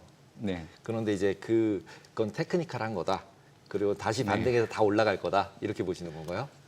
일단 S&P 500 지수가 올해 들어서 고점 대비 가장 많이 떨어졌을 때가 4월 7일이었습니다. 그때 마이너스 21.3% 하락을 했고요. 4월 14일 기준으로 이게 마이너스 13% 정도까지 좀 축소했죠. 그래서 지금은 각으로 따지면 고점 대비 10% 전후에서 움직이고 있는 상황이고 20% 정도까지 떨어졌던 그 시점은 이 트럼프 관세부가가 앞으로 어떻게 전개될지 모르기 때문에 공포 심리가 매물이 쏟아지는 데 더 영향을 줬다고 보고 있기 때문에 저는 큰 의미는 두지는 않습니다. 그리고 과거에도 S&P 500 지수가 고점 대비 10% 하락하고 나서 그때 당시 미국이 경기 침체 구간인지 아닌지에 따라서 그의 행보가 달라졌었는데 보통 경기 침체가 아닌 구간에서는 오히려 이제 전고점을 뚫고 계속 올라가는 모습이 나타났거든요. 지금 미국 경제는 파월 연준 의장도 얘기하잖아요. 경제 확장세가 연속적으로 나타나고 있는 상황이라고 얘기를 하고 있기 때문에 경기 침체에 들어가지 않는 구간이라서 그래서 이제 저는 올해 연말까지 좀 미국 증시가 계속 올라갈 수 있다라고 얘기를 드리고 있죠. 예. 네. 그러면 또 미국 증시가 올라간다 그러면 또 다른 나라보다 오히려 미국이 더 낙폭이 훨씬 더 강했잖아요. 컸어서 그러면 오히려 지금은 미국을 더 비중을 늘려야 되는 상황인가요? 그러면? 저는 당연히 지금의 사태의 출발점이 미국이었기 때문에 이 문제를 해결할 수 있는 대상도 미국 말고는 없다라고 생각을 해요. 그렇기 때문에 4월 하반월을 기준으로 놓고 한다고 하면 미국이 비미국보다 증시 측면에서 탄력이 훨씬 더 좋을 수 있다라고 보고 있고요. 올해 1분기 때를 기준으로 놓고 한다고 하면 혹시 미국 증시가 2월 19일 날 역사적 사상 최고치를 경신했거든요. 근데 그때 사람들이 잘 몰라요. 왜냐하면 상대적으로 유럽 증시와 중국 증시가 더 강했기 때문에 오히려 이제 한국에서는 비미국 증시가 앞으로 좋아질 거라는 의견들이 되게 많았었거든요. 예. 근데 그때 당시에는 유럽 같은 경우에는 러시아 우크라이나 전쟁이 종전되면서 그동안 우크라이나에 지원을 많이 했던 폴란드나 이런 국가들 증시가 워낙 좋았기 때문에 증시가 많이 올라갔던 거고요. 중국 같은 경우에는 딥시크가 등장을 했기 때문에 그 여파로 미국보다 상대적으로 증시가 강하게 보였던 겁니다. 근데 그 요인들을 배제한다라고 하면 여전히 미국 증시가 상대적으로 좀 강한 흐름을 보일 수 있는 여건들은 훨씬 더 많다라고 보고 있거든요. 그래서 저는 4월 하반월 미리 얘기해드리면 어차피 트럼프가 상호 관세를 90일 정도 유예를 해줬잖아요. 네. 그리고 지금 75개국 이상 국가들과 협상을 하고 있고 오히려 이 90일 동안에는 증시가 그동안 큰 폭으로 하락했던 것들에 대해서 반격할 수 있는 보험 역할을 해주고 있다고 생각을 해요. 그래서 앞으로 많은 국가들과 협상과 관련된 얘기들이 전해질 건데요. 아마 변동성은 있을 수 있겠지만 아마 이 증시의 추세를 높인다고 하면 저점은 계속 올라가는 형태로 갈 거로 좀 보고 있는 상황입니다. 네. 아니 또 문 연구위원님이 그렇게 말씀을 주시니까 우리 그 제작진들 부조정실에서 다행이다, 위안이 된다. 예, 굉장히 안도의 한숨을 내시고 저도 마찬가지로 약간 그래요. 왜냐하면 저도 많이 물려있진 않지만 투자 많이 하시죠? 예, 물려있진 않지만 네. 이제 보통 수익 난 게 본전 같고 그러니까 네. 예, 그런 고점이 본전이니까 항상. 예, 그런 상황이다 보니까 이게 희망 고문이 아니었으면 좋겠다는 생각이 들어요, 사실. 제가 이제 이런 얘기를 계속 해드리는 그 근간에는 예. 지금은 실물 지표하고 금융시장 간 괴리가 너무 커요. 그리고 체계적 위험이 아직 발생하기 이전 단계이기 때문에 그래서 4월 하락폭은 상당히 컸지만 이를 만회할 수 있다라고 얘기해드리는 거고요. 실물 지표와 금융시장 간 괴리가 크다. 이 얘기를 좀 설명을 해드리면 일단 미국이 경기 침체에 진입하지 않았다라는 게 가장 중요한 역할을 하는 것 같아요. 우리가 보통 심리 지표와 실물 지표를 보거든요. 근데 실물 지표 같은 경우에는 GDP를 많이 보죠. GDP 같은 경우에는 미국이 2022년도 1분기 때 역성장을 하고 2022년도 2분기부터 지난해 4분기 때까지 전분기 대비 연율로 놓고 온다고 하면 2.7% 성장을 해오고 있는 대표적인 국가예요. 미국의 잠재 성장률이 1.8% 전후이기 때문에 잠재 성장률보다 실질 성장률이 높은 상황이기 때문에 사실 지금 미국 경제를 놓고 앞서 성장도나 리셉션을 거론하기는 어려운 부분들이 있고 보통 이제 일반 투자자분들이 미국 경제를 놓고 봤을 때 심리 지표를 많이 보시는데 미국은 팬데믹 이후에 서비스업을 주축으로 경제 회복을 해왔던 대표적인 국가이기 때문에 사실 제조업 지수를 볼 이유는 없어요. ISM 서비스업 지수는 여전히 확장 국면에 놓여 있고 예. 확장 국면에서는 미국 증시가 그동안 계속 올라왔던 거를 매번 확인했던 모습이거든요. 그래서 저는 이 얘기들을 들으면서 그동안 이제 그 실물 지표와 금융 시장 간의 괴리가 너무 커졌기 때문에 이런 구간에서는 미국 증시가 추세 전환을 하기는 어렵다고 얘기를 드리고 있는 상황입니다. 네. 근데 실제로 보면은 트럼프가 집권하면서부터 바뀌는 게 이제 월스트리트이 아니라 메인스트리트로 바뀌겠다는 건데 어떻게 보면 서비스업에서 제조업으로 바꾸겠다는 거잖아요. 그러면은 기존까지 왔던 모든 패러다임을 자기가 바꿔버리겠다고 얘기를 하는 거라서 지금 말씀하신 대로 서비스업이 계속 가려면 기존의 패러다임을 계속 유지해야 되잖아요. 네. 그러면은 지금 트럼프가 하고 있는 정책 자체가 다 실패할 것이다. 이렇게 가정을 해야지 서비스업이 계속 가고 제조업을 저렇게 계속 푸시를 하면 계속 공장을 가져오고 물건을 만들고 이걸 하겠다고 계속 이제 트럼프가 밀고 있는 거잖아요. 그러면은 어떻게 보면은 지금 이제 그 컬처가 바뀌는 트렌드가 아예 바뀌는 그래서 이제 다들 불안해하고 있는 것 같은데 기존의 트렌드로 다시 돌아갈 것이다라고 보시는 거네요, 문 위원님께서는. 일단 그 심리 지표 최근의 현황을 좀 얘기해 드릴게요. ISM 서비스업 지수는 50 이상에서 계속 놓여 있었죠. 소위 경기 확장이라고 우리가 칭하는. 그렇죠. 그리고 지난해 3분기 이후부터는 ISM 제조업 지수 역시 이축 국면에 있다가 조금씩 개선됐던 상황이고 올해 연초 이후에는 이게 확장 국면에 들어섰던 상황입니다. 그래서 사실은 트럼프 관세부과라는 게 발생하지 않았다라고 하면 올해부터는 서비스업과 제조업이 동반 개선되는 국면이기 때문에 오히려 미국 기업들 최근에 이제 1분기 어닝 시즌 진입을 했잖아요. 네. 이익 추정치가 계속 상향 조정될 수 있는 여건이었는데 지금은 트럼프 관세부가 사실 지금 당장 이게 실물 경제에 영향을 미치는 상황에 놓여 있지는 않거든요. 그냥 시장에서 앞으로 트럼프가 관세부가 하게 되면 앞으로 물가가 자극되고 이렇게 된다라고 하면 경제 성장 둔화와 물가 상승에 따른 스태그플레이션 어떤 분들은 이제 리셉션까지 우려하면서 이런 얘기들을 많이 이렇게 큰 목소리를 내시는 부분들이 있는데 사실 이런 일시적인 상황들 아직 벌어지지 않은 상황을 놓고 사실 심리지표, 실물지표가 이렇게 될 거라고 얘기하는 거는 저는 너무 섣부르다고 생각을 해요. 그리고 사실 트럼프의 제조업 공급망 구축이라는 부분들은 트럼프 일개행 정부 때부터 이미 시작이 됐던 거고 이게 한층 이제 강화되고 있는 상황이고요. 저는 오히려 지금 트럼프가 얘기하고 있는 제조업 공급망 구축에 따른 해외 기업들이 미국 내 투자하는 게 사실은 자동차만 놓고 본다고 하더라도 이게 공장을 짓는데 4년 정도 걸리거든요. 그러니까 트럼프 임기가 끝나야 그때 이제 해외 자동차 기업들이 미국 내에서 지었던 공장들이 생산에 들어가는 시점이에요. 그래서 저는 트럼프의 정책 자체는 방향성을 놓고 온다고 하면 과거 중국과 미국 이렇게 분리해서 경제적 공생관계로 성장을 해왔던 이 메커니즘에서 이제는 과거 중국처럼 생산과 소비를 같이 하겠다라는 거를 방향성 측면에서 보여주기 때문에 지금 당장은 실물 경제에 바로 영향을 미치지는 않겠지만 저는 중장기적으로 놓고 온다고 하면 미국 경제, 미국 기업들이 지금보다 훨씬 더 많이 성장하고 주가도 올라갈 수 있는 그런 단계들을 밟아나가지 않을까라고 생각하고 있습니다. 그럼 궁금한 게 실제로 트럼프가 원하는 대로 그런 공장을, 그러니까 리쇼어링이라고 하죠. 네. 이렇게 공장을 다시 미국으로 와서 이게 제조업 경기가 되살아나는 게 가능하다라고 보세요? 저는 가능하다라고 생각을 하죠. 인건비도 네. 비싼데. 인건비는 뭐 자동화, AI 자동화 이렇게 되는 건가요? 아니면? 그렇죠. 뭐 이 로봇 자동화를 통해서 비용을 줄이려고 노력도 하겠지만 네. 사실 트럼프 정책을 놓고 본다고 하더라도 네. 이제 불법 이민자 유입을 막겠다라고 강하게 얘기하지만 아마 시간이 지나면 지날수록 이 부분에 대해서는 느슨하게 좀 가지고 갈 여지는 있는 것 같아요. 왜냐하면 그동안 이제 미국이 경제 성장을 보였던 그 이유들 중에 하나는 네. 노동력을 통해서 이제 잠재 성장률이 계속 성장했던 그 근간이었는데 그 바탕에는 불법 이민자가 많이 유입됐기 때문에 그렇습니다.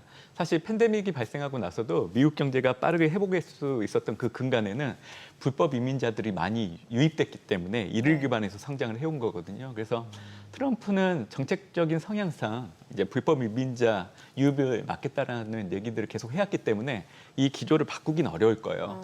하지만 경제 상황에 따라서는 이를 느슨하게 할 수 있는 부분들이 있고요.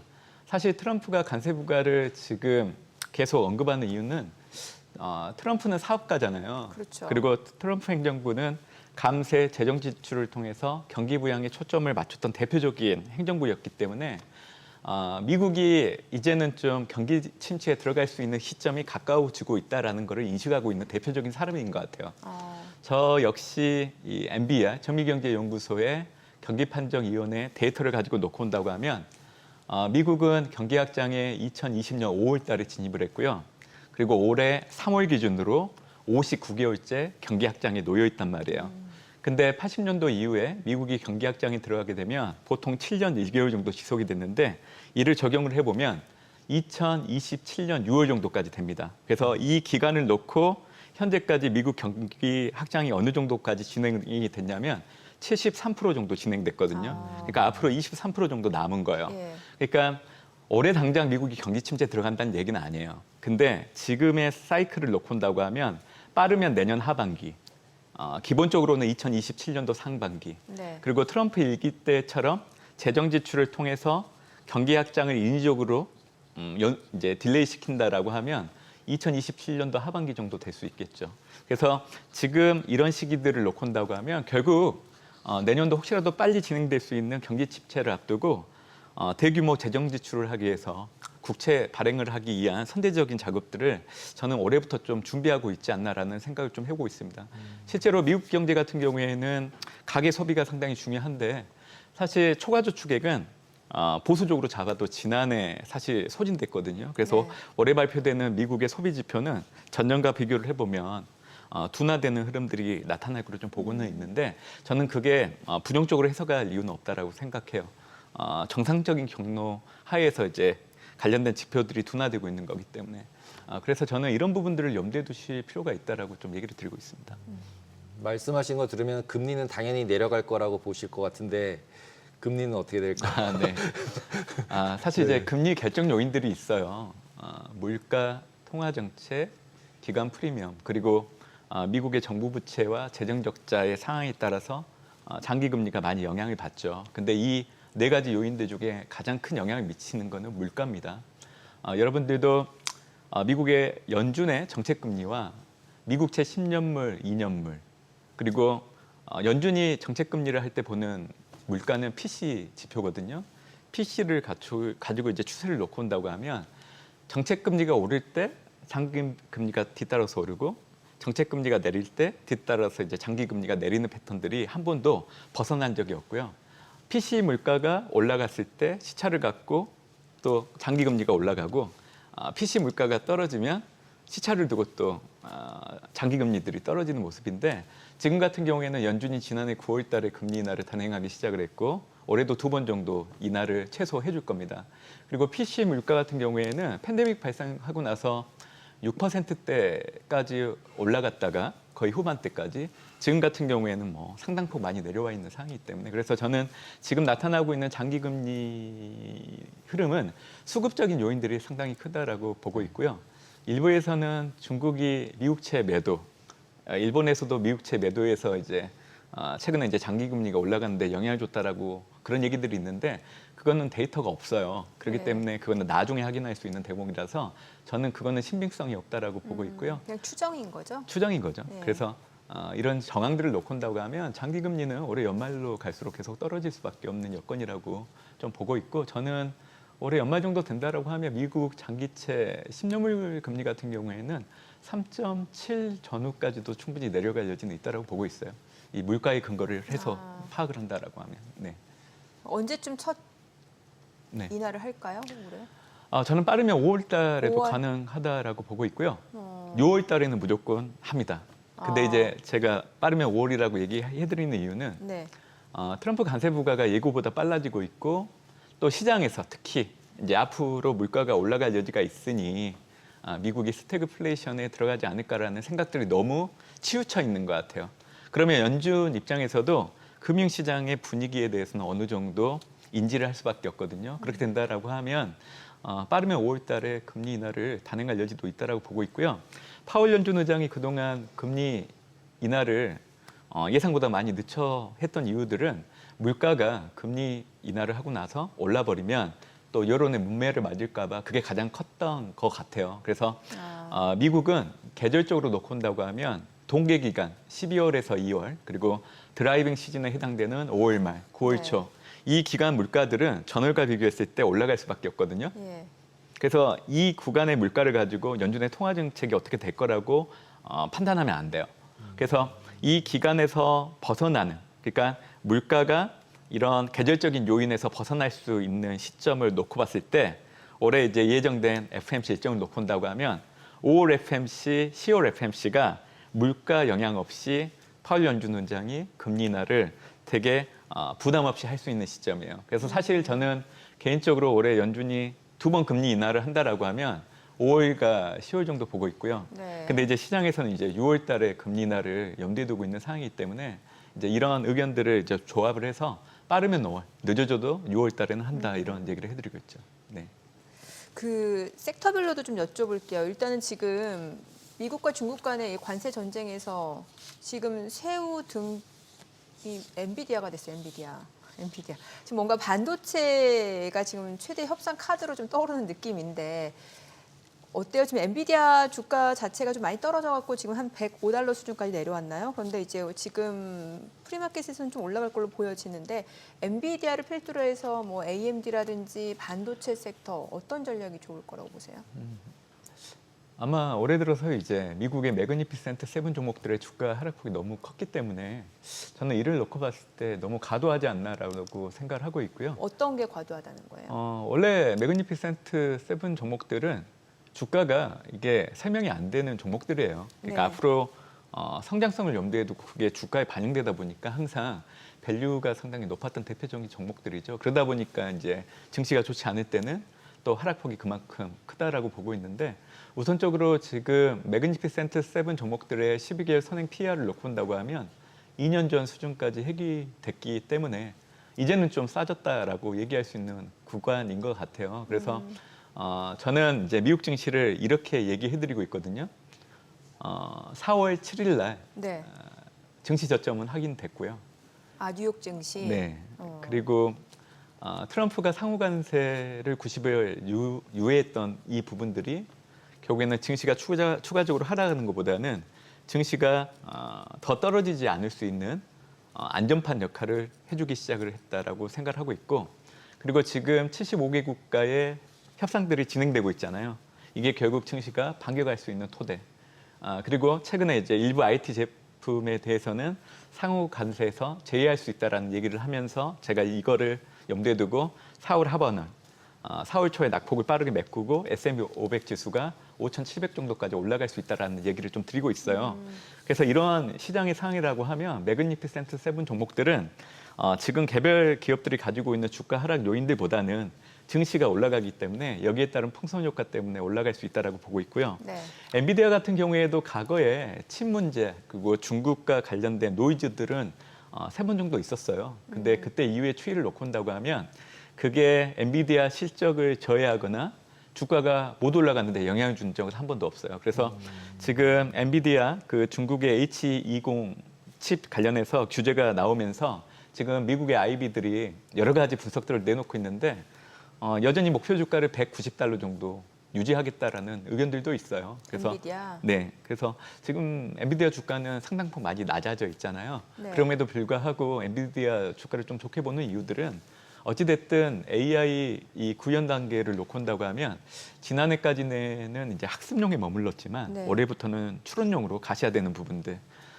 물론 이제 지난해를 고점으로 엔비디아 중가율은 피크아웃됐기 때문에 올해 내년 내후년으로 갈수록 중가율은 낮아질 여지는 있지만 절대 명목 판매량을 놓고 온다고 하면 기존처럼 그 물량 자체가 줄어들지는 않을 거예요. 네. 그렇기 때문에 이를 감안한다라고 하면 엔비디아 주가는 여전히 올라갈 수 있는 기회들은 있다라고 저는 생각을 하고 있습니다. 근데 기본적으로 중국에다가 수출하는 물량 자체를 아예 막아버리는 분위기잖아요, 지금.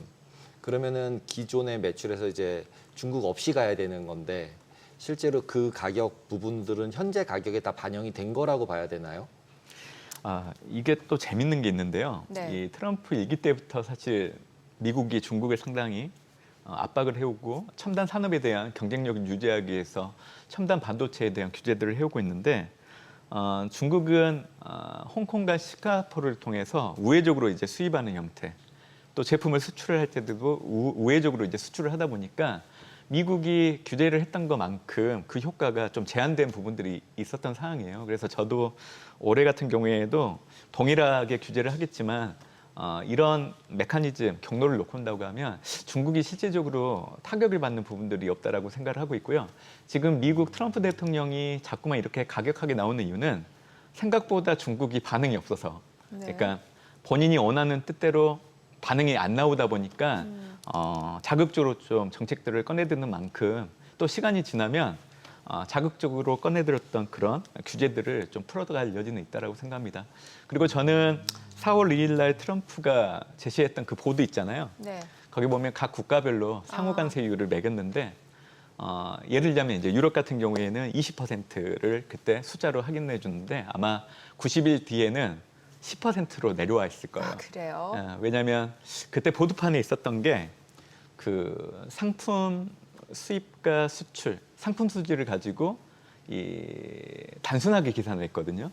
그리고 나왔던 금액에서 50% 디스카운트 해가지고 제시를 했던 건데 90일 뒤에는 저는 또다시 50% 디스카운트 해가지고 나올 걸로 좀 보고 있기 때문에 이런 정황들을 놓고 온다고 하면 사실 앞으로 우리가 바라봐야 되는 증시에 부정적으로 작용할 여지는 없다라고 저는 보고 있습니다. 네. 일단 세게 때려놓고 보고 그다음에 조금씩 이제 완화하는 네네, 그런 저는 그렇게 스탠스로. 좀 보고 있어요. 예. 그리고 이제 문 연구위원님이 사실 저희 방송에 나와서 그 매그니피센트 세븐 내에서 테슬라하고 메타 좋게 말씀 주셨어요. 제 기억 맞죠? 네, 테슬라 네. 메타 좋게 봅니다. 네, 테슬라. 근데 테슬라가 일단은 지금 뭐 여러 뉴스에서 나왔다시피 캘리포니아에서 지금 판매량이 급감했다. 이런 네. 얘기들이 나오면서 지금 또 일론 머스크 뭐 다치 수장되고 나서부터 또 테슬라 주가에는 좀 안 좋은 모습이었던 것 같은데 지나고 보면 딱 트럼프 취임했을 때가 고점이고 지금 네, 주가가 좀 조정을 받고 있잖아요. 네. 괜찮나요? 아마 정부 효율부 수장을 맡은 이후로 아마 테슬라 주가가 떨어지기 시작을 했을 거예요. 그러니까요. 근데 이제 일론 머스크가 이제 정부에서 일할 수 있는 기한도 이제 얼마 남지가 안 않았거든요. 남았- 예. 아마 다음 달 말 정도 될 거예요. 네. 지금도 이제 다시 테슬라 돌아온다라는 얘기가 있기 때문에 아마 돌아오면 테슬라 주가는 다시 올라가기 시작할 거예요. 제가 돌아오면 이 얘기를 해드린 이유는 지금 캘리포니아가 미국 자동차 전체 판매의 약 40% 차지하고 있는데 캘리포니아에서 지금 전기차 점유율을 놓고 보니까 지난해 4분기보다 올해 1분기가 한 6%포인트 정도 더 낮아진 것 같은데 그 이유들을 보니까 전적으로 일론 머스크가 보기가 싫다라는 거예요. 지금 하고 있는 거 자체가 미국 정부에서. 그래서 판매량 감소로 연결됐거든요. 그래서 지금 테슬라의 주가는 뭐 정량적인 부분을 갖고 전망을 하는 시점은 아닌 것 같아요. 말 그대로 일론 머스크를 놓고 이를 바라보는 이제 미국민들의 그런 모습들이 좀 테슬라 주가에 영향을 주고 있다라고 보고 있는 거고요. 이거 말고도 이제 테슬라를 좋게 봐야 되는 이유들은 결국 올해 2분기 이후부터는 이 테슬라 판매량이 정상기도로 올라서는 모습들을 좀 목도할 여지가 있다라고 보고 있고요. 내년 같은 경우에는 완전 자율주행차인 사이버캡, 그리고 이제 전기 트럭인 세미, 그리고 휴머노이드 로봇 옵티머스 2가 실질적으로 출시가 됩니다. 물론 이제 최근에 전해진 뭐 뉴스를 놓고 온다고 하면 핵심 부품들이 중국에서 들어오기 때문에 사이버캡이나 전기 트럭 세미의 양산 일정, 출시 일정이 좀 늦어질 수 있다는 의견들은 있지만 저는 지금 트럼프의 전반적인 관세 정책과 관련된 이런 오락가락하는 그런 행태들을 놓고 온다고 하면 아마 90일 뒤에는 일관된 정책으로 바뀔 여지는 있다라고 생각을 해요. 그래서 저는 테슬라 주가는 사실 지금의 모습보다는 제가 얘기해드렸던 그런 대상들을 놓고 보는 게 맞지 않을까 생각을 하고 있고요. 지금은 워낙 낙폭이 가대하기 때문에 저는 테슬라 주가가 저가 매수세가 들어오면서 올라갈 수 있는 여력은 있지 않을까라고 생각을 하고 있습니다. 네. 어떻게 보면 지금 좀 매력적인 구간이기도 하네요. 네, 맞습니다. 그리고 저는 항상 얘기해드리지만 미국 경기 확장이 끝나지 않은 한 미국 기업 실적들은 앞으로 계속 좋아질 수밖에 없어요. 네. 지금 1분기 어닝 시즌이 금융주를 필두로 돌입을 했거든요. 근데 어닝 시즌 진입하기 전에 올해 1분기 S&P 500의 EPS 증가율이 마이너스 4.3까지 떨어졌었어요. 아무래도 트럼프가 취임하고 나면 관세 부과를 하니까 이로 인해서 가격들이 올라가게 되면 판매가 잘 이루어지지 않고 올라간 비용들을 소비자한테 전가를 해야 되는데 그게 쉽지 않다라는 이런 부분들이 이익 추정치를 하향하는 데 영향을 많이 줬던 거예요. 근데 실제적으로 1분기 어닝 시즌이 돌입하다 보니까 지금 1분기 S&P 500의 EPS 증가율이 7.3까지 올라왔어요. 그리고 과거 10년과 5년 어닝 시즌 기간 동안에 평균적으로 이익 증가율이 개선됐던 그 폭이 각각 9%포인트, 7%포인트 정도 되기 때문에 지금 예상치가 7.3이라고 하면 아마 어닝 시즌이 끝날 때쯤 되면 10% 이상 1분기 EPS가 올라가기 시작을 할 겁니다. 그렇게 된다라고 하면 지금 주가가 사실 지금 현재 상태에서 계속 유지되기는 어렵죠. 올라갈 수밖에 없는 근거 중에 하나는 사실은 실적도 있다라는 얘기를 좀 해드리고 싶습니다. 예. 보통 지금 환율 같은 경우도 이제 달러 약세로 돌고 그거를 통해서 또 이제 중국이 금 산다고 하면서 금값도 신고가 계속 갱신을 하고 있는데 이거 자체는 어떻게 보면은 침체를 좀 반영한 거라고 볼 수 있잖아요. 시장에서는. 그럼 이제 지금 말씀하신 형태면은 금도 너무 고평가고 달러도 이제 사도 된다. 뭐 이렇게 보면 되는 건가요? 먼저 달러화 얘기를 좀 드리도록 할게요. 네. 사실 달러화가 최근에 약세를 보였던 게 아마 트럼프 취임하고 나서 거의 9.5% 정도까지 약세 흐름을 좀 보여왔던 상황입니다. 근데 그렇게 됐던 이유들은 CT 경기 서프라이즈 지수라는 게 있는데 네. 이 지수를 미국과 유럽 그리고 신흥국과 동일하게 놓고 본다고 하면 올해 2월 달 이후로 이게 마이너스로 전환됐어요. 미국의 CT 경기 서프라이즈 지수가. 근데 상대적으로 유럽과 신흥국 같은 경우에는 여전히 플러스에 계속 유지되다 보니까 이게 달러 약세를 유발했던 이유라고 생각을 합니다. 어떻게 보면 상대적으로 미국 경제가 안 좋아 보이고 유럽과 신흥국 경제가 상대적으로 좋아 보이다 보니까 이게 달러 약세 흐름에 좀 영향을 줬던 부분들이 있는데 그 근간을 놓는다고 하면 올해 3월 달에 독일이 재정개혁안을 통과시키면서 이게 이탈리아나 프랑스 여타 국가들의 긍정적으로 영향을 미치게 된다라고 하면 2026년도 말을 기준으로 했을 때 이제 GDP가 0.4%포인트 올라갈 수 있다라는 분위기가 형성되다 보니까 상대적으로 유로화 강세, 달러 약세 이게 지금의 현재의 모습을 좀 유발했다라고 보고 있습니다. 근데 저는 이게 독일의 재정계획안이 실제적으로 실행되는 시점이 계속 늦춰질 수 있는 부분들이 있고 또 트럼프가 유럽에 대해서 관세를 부과하게 된다라고 하면 사실 경기 회복이 지연될 여지도 있다라고 보고 있기 때문에 앞으로는 달러가 일방적으로 약세를 보이기보다는 지금보다는 좀 강세 압력을 받을 여지는 있다라고 보고 있기 때문에 달러 약세보다는 달러 강세 쪽을 좀 염두에 두고 있는 상황이라서 그 얘기를 좀 드리고 싶고요. 금 가격은 네. 사실 과거에 이제 실질금리 그리고 달러화랑 역의상관관계였어요. 그러니까 금 가격이 올라가려고 하면 실질금리가 떨어지고 달러화가 약세를 보이는 게 맞았었는데 2018년도 이후 금 가격이 추세적으로 올라가는 구간에서 놓고 온다고 하면 그 관계가 완전히 깨져버렸어요. 그래서 지금은 전적으로 이제 금 가격을 전망하실 때 이 부분을 좀 보셔야 돼요. 사실 지금 금 가격에는 연준의 금리 인하라는 부분들이 온전히 반영되지 않았기 때문에 앞으로 연준이 올해만 해도 2번 이상 금리 인하를 해준다라고 하면 이를 반영해서 이제 금 가격은 계속 올라갈 여지는 있다라고 생각을 해요. 그래서 앞으로 달러화랑 금 가격이 서로 다른 방향으로 좀 움직일 수 있다라는 거를 좀 염두에 두실 필요가 있어서 좀 그 얘기를 해드린 상황이고 또 이를 염두에 두고 관련된 상품들의 추이에 대해서 좀 보시는 것도 중요하지 않을까라고 생각을 하고 있습니다. 네. 질문을 좀 하나만 해야 될 것 같아서 짧게 여쭤볼게요. 애플하고 메타.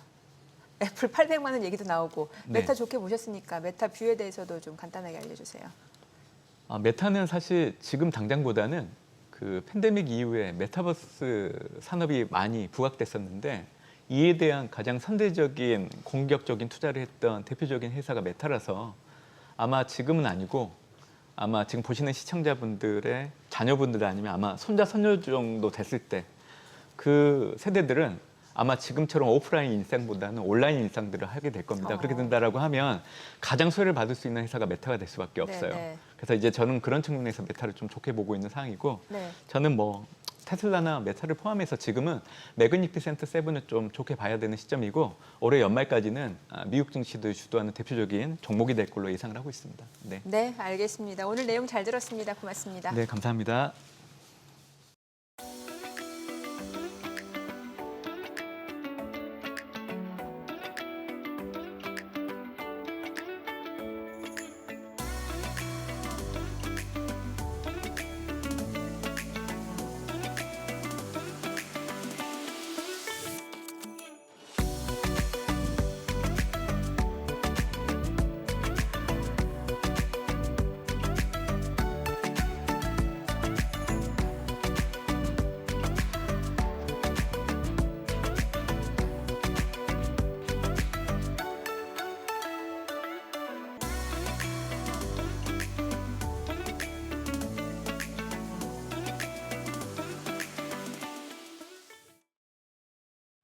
오늘 밤 뉴욕 증시를 대비해 반드시 체크해야 할 월가 이슈와 종목 짚어봅니다.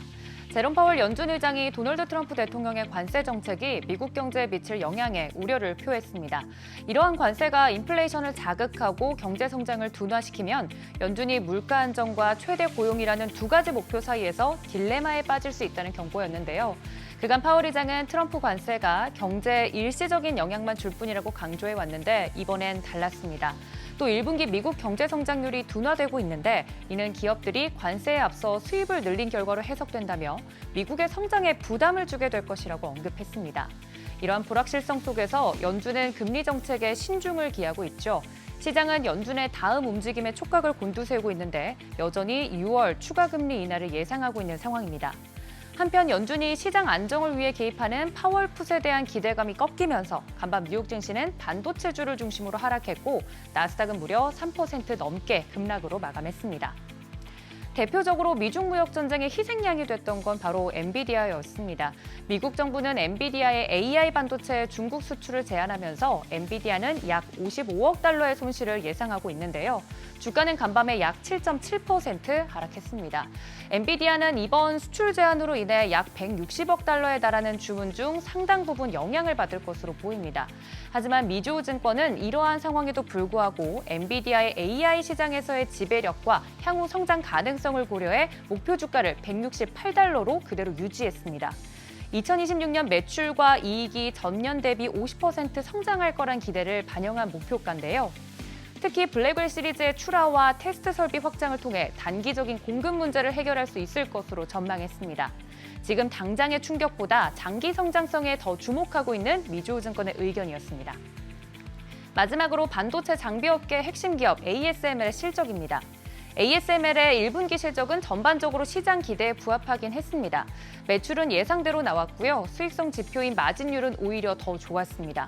문제는 수주 실적이 조금 아쉬웠는데 1분기 수주 규모는 약 39억 유로로 예상보다 낮았고요. 특히 핵심 장비인 EUV 수주는 12억 유로에 그쳤습니다. 골드만삭스는 이 수주 부진이 전분기 수주가 워낙 좋았던 데에 따른 자연스러운 조정일 수 있다고 분석했습니다. 또 하나 주목해볼 부분은 바로 2분기 가이던스인데요. 매출 전망은 72에서 77억 유로로 시장 예상보다 약 4% 낮았습니다. 수익성 가이던스도 다소 보수적이었고요. 여기에 앞서 전해드린 엔비디아 관련 수출 제한 소식이 겹치면서 반도체 업종 전반적으로 투자 심리가 위축됐고 간밤 ASML의 주가도 5%대 하락으로 마감했습니다. 골드만삭스는 2026년을 ASML의 성장 재개 시점으로 보고 있습니다. 시각 차이는 있지만 ASML의 장기적인 성장 가능성에는 여전히 무게를 두고 있다는 점 참고해 보시면 좋겠습니다. 미중 관세 전쟁의 핵심 전장으로 반도체가 떠오르면서 뉴욕 증시 여전히 변동성이 큽니다. 오늘 밤 뉴욕 증시 전략까지 머니쇼 플러스에서 미리 세워보시면 좋겠습니다. 지금까지 월가 리포트였습니다.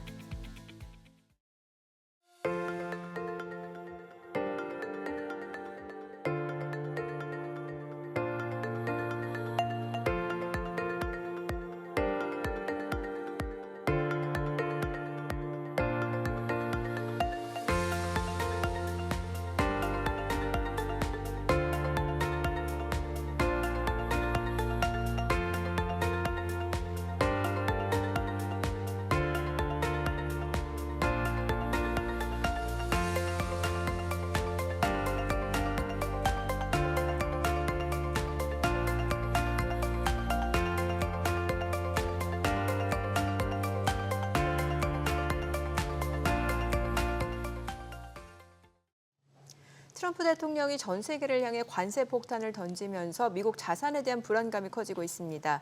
미국 달러화가 기축통화로서 지위를 잃는 것 아니냐는 말까지 나오고 있는데요. 달러 약세에 따른 주요 통화 움직임과 함께 미 국채 시장 살펴보겠습니다. 피나클 경제연구소 장재철 대표 자리했습니다. 어서 오세요. 네, 안녕하세요.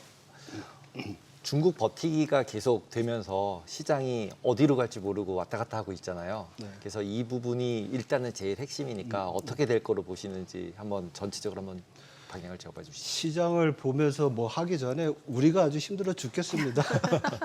매일 아침에 일어나가지고 뉴스를 봐야 되고 데이터 보는 것보다는 뉴스를 따라가는 그러게요. 게 이제 힘들고 그 뉴스의 핵심이 사실은 미중 간에 서로 뭐 어떤 대책을 내놓느냐가 문제잖아요. 그리고 네. 오늘 아침에 일어났을 때는 미국이 중국에 대해서 245%의 관세를 매긴다고 네. 얘기를 하는데 네. 사실 그 정도 관세면은 교역하지 말자는 얘기죠. 그러게요. 그리고 중국에서도 관세율 60% 이상이면 그 이상은 의미 없다 이런 얘기를 하고 그 다음부터 이제 버티기로 들어갔습니다. 앞에서도 이제 얘기가 많았을 것 같은데 제가 볼 때는 이 강대강이 되면 될수록 제 생각은 네.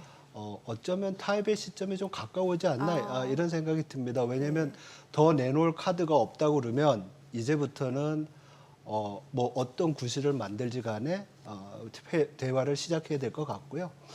그리고 이렇게 이제 미국이 중국에 대해서 계속 강하게 나가는 이유는 딱 하나입니다. 미국보다 중국이 대외 의존도가 높기 때문에 미국이 중국이 보면은 뭐 어떻게 보면 수출이 전체 경제에서 차지하는 비중이 미국은 10%인데 네네. 중국은 20%고 그렇죠. 제조업이니까. 제조업이니까 그리고 뭐 중국이 미국에 대한 수출하는 게 GDP의 뭐 2.5%다. 그러면 미국은 0.5%밖에 안 돼요. 네. 그 숫자는 작지만 이게 이제 탄력적으로 움직이는 거기 때문에 미국의 생각은 이렇게 자꾸 압박을 하면 중국이 올 거라고 그랬는데 그렇지 않잖아요. 근데 거기에 또 중국의 그 히든 카드는 뭐냐면 우리는 너의 아픈 고리를 가지고 있어. 그게 뭐냐면 글로벌 공급망이잖아요. 네네. 그리고 히토류 이번에 나왔고 그렇죠. 아마 이게 더 심각하게 되면 중국이 두 가지 카드가 있는데 그중에 네. 하나는 아마도 미국이 중국에 대해서 서비스 부분이 흑자를 보고 있어요. 상품에서는 그렇죠. 적자지만 예. 이 서비스 부분에 대해서 지금 뭐 지적재산권에 대한 조사를 한다고 하는데 이런 데 과세를 한다든지 방해를 할 수가 있거든요. 중국이. 예. 그렇게 되면 제가 볼 때는 거의 맥시멈까지 와서 이제부터는 둘 중에 누가 얘기를 해야 되지 않냐, 타협을 네. 해야 되지 않나. 그런데 제 생각으로는 미국에서 먼저 제안을 하지 않을까 이렇게 생각을 합니다. 트럼프가요? 트럼프가 아니고 그 스태프가 가겠죠. 예. 근데 이제 어저께 같은 경우는 이제 시진핑, 그러니까 미국 중국 정부에서 5시 몇 분쯤 27분인가쯤에 그렇죠. 블룸버그의 뉴스를 딱 띄웠잖아요. 그랬더니 바로 그냥 선물이 급등을 했다가 그 다음에 특별한 대답이 없으니까 다시 쭉 내려서 어저께 마이너스 30%로 떨어져서 맞아요. 끝났는데 예. 실제로 그걸 곰곰이 보면 모두가 기대를 하고 있는 상황인 거잖아요. 그렇죠. 예, 모두가. 근데 그 상황을 풀어나갈 방법이 있어 보이지가 않는 게 이제 결국 이제 트럼프는 계속 푸시를 하고 있는 거지만 시진핑의 입장에서는 벌써 이전 정권일 때 한번 당했고 그거에 맞춰서 준비를 쭉 해왔고 끝까지 버티기를 하겠다라고 계속 시장에서도 평가를 하고 있잖아요. 네네. 예, 제가 볼 때는 지금까지 이제 상황은 그런 것 같은데 과연 중국의 입장에서 중국 전문가나 아니면 중국 출신의 이코노미스트들은 우리는 준비가 잘 돼 있고 우리는 견딜 수 있다라는 얘기를 하거든요. 그죠. 근데 네. 우리가 지금 중국 경제를 보면 중국 1분기 경제 성장률 5.4%로 굉장히 강하게 나왔잖아요. 근데 여기에 상당 부분은 이 관세 때문에 프론트 로딩한 거, 먼저 생산해서 먼저 수출한 게 영향을 미치는 것도 있거든요.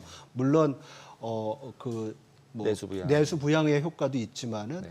근데 내수 부양의 효과도 있지만은 기본적으로 우리가 중국 경제의 내수가 나쁘다고 얘기를 하는데 이런 나쁜 상황에서 대외 부분까지 어려워지면 사실 중국도 어려운 상황은 맞거든요. 네네. 그리고 중국이 미국에 수출을 못하면 다른 나라로 수출을 한다고 하는데 그게 이제 뭐 수출 다변화 정책 뭐 이렇게 얘기하잖아요.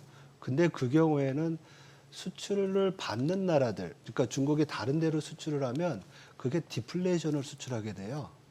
왜냐하면은 생각해 보세요. 중국이 생산을 했어요. 네. 미국에 수출을 못했어요. 네. 재고를 가지고 있잖아요. 그러니까 밀어내기 밀어내기로 하면 가격을 낮춰서 가야 그렇죠. 되잖아요. 되게 재밌는 게 ECB가 이번에 금리를 내릴 거로 봐요. 오늘 저녁 때 내리잖아요. 그 이유 중에 하나가 관세로 우리가 지금 걱정하는데 유럽은 디플레이션, 디스인플레이션을 생각하는 거예요. 물가가 내려올 거를. 네. 왜냐하면 경기도 둔화되고 있고 관세 때문에 거기다 중국으로부터 물가 그러니까 뭐 싼 물건이 들어오니까 이런 걸 걱정하거든요. 그러니까 그러한 어떤 중국의 정책이 잘 안 먹힐 수도 있어요.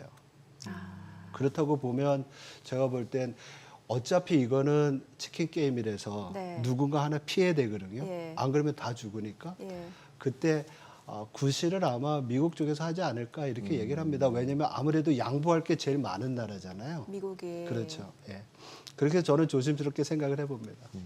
그 시기가 좀 빨리 앞당겨져서 뭔가 자산 시장이라든지 금융 시장이 좀 어느 정도 변동성이 좀 잦아들면 좋겠다라는 생각이 드는데 또 트럼프가 원하는 것 중에 하나가 약달러를 원하면서 동시에 기축통화 지위는 계속해서 가져가고 싶어 하잖아요. 그렇죠. 예, 근데 최근에 보면 달러 인덱스가 100 아래에서 좀 움직임이 이어지고 있는데 이거는 어떤 배경으로 설명이 가능할까요? 일단 달러가 그동안 굉장히 강했었잖아요. 네. 그 강한 거의 원인이 우리가 보면 미국의 예외주의라고 그랬잖아요. 그만큼 미국 경제가 다른 평균적인 세계 경제보다 강했던 부분이 있으니까 어떻게 보면 조정될 때 그 속도는 빠를 수밖에 없어요. 그리고 최근에 시장의 조정폭이 엄청 컸잖아요. 증시가. 그렇게 되니까 미국 시장에서의 어떻게 보면 엑소더스가 생기는 거예요. 그동안에 있었던 밸류에이션이 낮아지니까 소위 모든 자산에 대해서 매도가 있게 되고 그러니까 채권금리 올라가잖아요.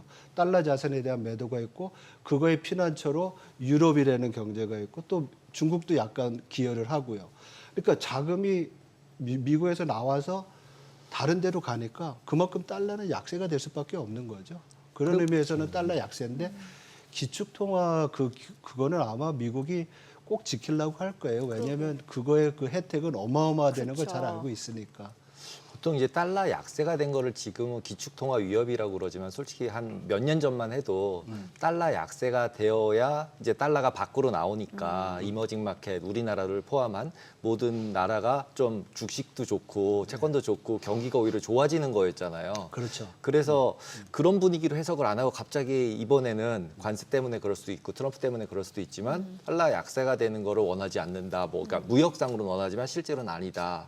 뭐 이런 거를 몰아가면서 오히려 이머징 마켓 쪽이나 이쪽도 더 피해를 볼 것처럼 얘기를 하고 있고 그리고 이제 어저께 이제 파월 같은 경우도 얘기한 것 중에서 이제 다른 나라들한테 달러를 공급할 여지가 나는 많아 이런 소리를 했어요. 그 네네. 얘기는 다른 나라에서 뭔가 이벤트가 발생할지도 모르는 거를 감지한 게 아닌가? 뭐 이런 생각도 약간 들더라고요. 그러면 내가 풀어줄 거야 뭐 이렇게 얘기한 것 같은데 어떻게 보시나요? 아무래도 지금의 금융시장의 변동성 자체가 우리 금융위기 수준이랑 거의 비슷하잖아요. 주식시장은.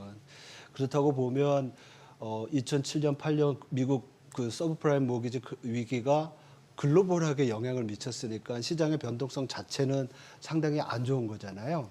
그러다 보면 미국에도 그렇고 다른 나라에서도 신용 리스크 발생할 수 있고 이렇게 되면 어떤 한 나라가 무너지게 되면 그것도 전파되니까 미국이 그 소위 말해서 그 통화 수합, 스탠딩 그 수합 퍼스퍼리티 그걸 가지고 있잖아요.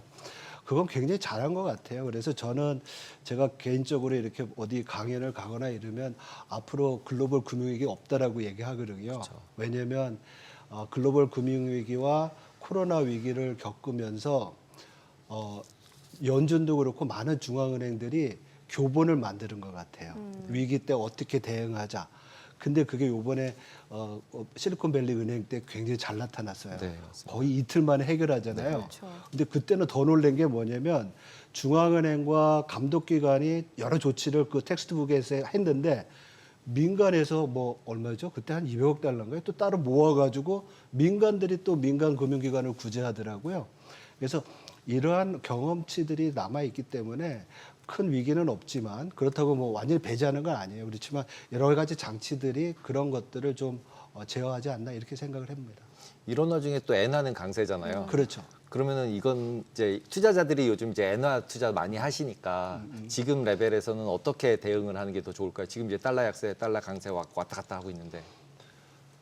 근데 이제 우리가 이제 경제 펀더멘탈로 보면 그 한 나라의 환율은 다른 나라 통화에 갇히고 환율이 강세가 되려면 다른 나라보다 금리가 높아야 되잖아요. 그렇죠. 근데 연준은 금리를 2번 내지 3번 아니면 많게 4번까지도 내린다는 얘기를 하거든요. 네. 시장 전망에 따르면은. 근데 일본 중앙은행인 BOJ는 올해 1번 내지 2번을 올린다는 그렇죠. 전망을 하는 데가 있어요. 최근에 좀 엔화가 굉장히 강하니까 안 할 수도 있다라는 얘기는 하지만 어쨌든 두 나라의 중앙은행의 정책금리 차가 벌어진다고 하면 엔화에 대해서는 충분히 강세 요인이 있는 것 같아요. 그래서 네. 지금 달러당 142엔까지 내려왔지만 저는 연준이 추가적인 금리 인하를 3번 정도 더 하고 우리가 예상하는 것처럼 미국의 경기가 뭐 완전히 리세션을 안 가더라도 전분기 대비 마이너스 성장을 하면서 연준이 금리 인하를 할 수 있는 여지가 좀 생기고 이런 것들이 시장에 반영이 되면 네. 달러 yen 환율은 138엔까지도 가지 않을까 추가 하락을 생각하고 있습니다. 네. 아, 추가적으로 달러가 yen 대비 조금 더 가치가 떨어질 수도 있다. 그렇죠. 어. 예. 그 얘기는 예. 유럽도 마찬가지고 미국의 경제 상황 자체가 상대적으로 봤을 때 유럽이랑 일본에 비해서 좀 약한 부분이 있어요. 그래서 앞에서 이제 뭐 서프라이즈 인덱스 얘기를 하고 네네. 이러는데 미국이 상대적으로 경제 펀더멘탈이 약하다고 하면 유로화도 지금이 많이 올라왔다고 하지만 1.14에서 1.16, 네. 7까지도 갈 수 있는 여지를 좀 열어놓는다고 하면 네. 뭐 달러 인덱스 구성하는 여러 통화 중에서 유로화와 엔화가 차지 많이 하잖아요. 이 두 개가 올라가면 달러 가치 떨어질 수밖에 없는 거죠. 그렇죠. 예. 교환이니까. 근데 이제 그렇죠. 올해 같은 경우 쭉 보시면 위안화는 거의 보합이고 나머지 통화들은 전부 다 이제 강세가 됐잖아요. 그렇죠. 달러 대비해서. 네. 그럼 위안화 같은 경우는 약간의 조작이 된 걸로 봐야 되나요? 저는 그 중국 인민은행, 중국 네, 인민은행 네. 중앙은행이 굉장히 전략적으로 선택을 하는 것 같아요. 그러니까 전쟁을 나갈 때 초반에 다 포화를 다 해가지고 완전히 전멸시키는 것도 있는데 네. 이때는 저걸 잘 알아야 될 것 같아요. 근데 네. 지금은 미국이 어떤 카드를 내밀지 모르니까 저는 중국의 접근은 굉장히 점진적으로 미국이 하는 걸 보면서 하는 그런 상황이라고 보고요. 네. 그런 면에서 여태까지 인민은행이 달러 대 위안화 환율을 7.2, 7.3에다 잘 가둬두고 있었어요. 근데 앞으로는 어떻게 될지 모르겠어요. 만약에 저는 이 양국 간의 그 관세 갈등의 극점은 인민은행이 위안화 환율의 위를 열어놔가지고 이게 7.6, 7.7까지 올라가면 예. 그때 되면 이제 끝날 때가 되지 않았나 이런 생각을 합니다. 아, 근데 이제 그런 사태가 발생하면 나머지 나라 통화는 강세되고 위안화가 약세가 되면 네. 다른 나라들과의 무역에서는 이제 굉장히 또 해프닝이 발생할 것 같은데. 그렇죠. 그러니까 소위 말해서 환율 전쟁이 일어나게 되는데 네. 그거를 원하지 않는 거죠. 네. 그렇게까지 되면 글로벌 금융시장은 미국 입장에서는 이번에도 시장의 변동성이 컸을 때 부담을 느꼈었잖아요. 네. 미국 트럼프 대통령도 그 경제 참모들도. 그래서 이런 스트레스가 계속되는 걸 원하지 않기 때문에 일단은 갈 때까지 간다고 하면 제가 아까 뭐 히토르 얘기하고 두 가지 남은 게 히토르 다음에 두 가지인데 하나 서비스고 예. 하나가 바로 이 위안화 환율 아닌가 이런 생각을 합니다. 그래서 일부 IB 중에서는 뭐 위안화 환율이 달러당 9위안까지도 간다는 얘기하는데 그 20% 제거든요. 한 8.67인가 그렇게 돼요. 지금 네. 대비. 근데 그렇게까지는 못 갈 것 같아요. 그럼 보통 이제 우리나라 원하는 엔화, 위안화 사이쯤 어디쯤 있잖아요. 그러면은 지금 현재 이제 다시 원화도 약간 강세가 돼가고 있는데 위안화는 약세로 계속 가려고 하고. 그러면 우리나라 원화는 어느 정도 레벨 레인지라고 봐야 될까요? 현재 상황에선? 근데 이제 두 가지로 대답을 해드려야 될 것 같아요. 그러니까 만약에 지금 상황에서 위안화 환율이 아까 말씀드린 대로 달러당 뭐 7, 8, 7, 7 뭐 이렇게 올라간다. 그렇게 되면 아시아 통화 내에서의 어떤 불안정성 때문에 달러 원도 달러 위안의 동지에서 올라갈 것 같아요. 그렇죠. 그러니까 원화가 가치가 훅 떨어진다는 그렇죠. 거죠. 같이 예. 위안화만큼 이제 약세가 될 것 같은데 지금 보면은 우리 그 환율 수준이 1,410원 뭐 20원 수준이잖아요. 네. 근데 2010년 아니면 2000년부터 쭉 그 장기 평균으로 보면 약 한 6% 정도 약해요. 그래서 이제 우리가 이제 쓰는 게 있잖아요. 실효 환율이라는 네, 게 있는데 네.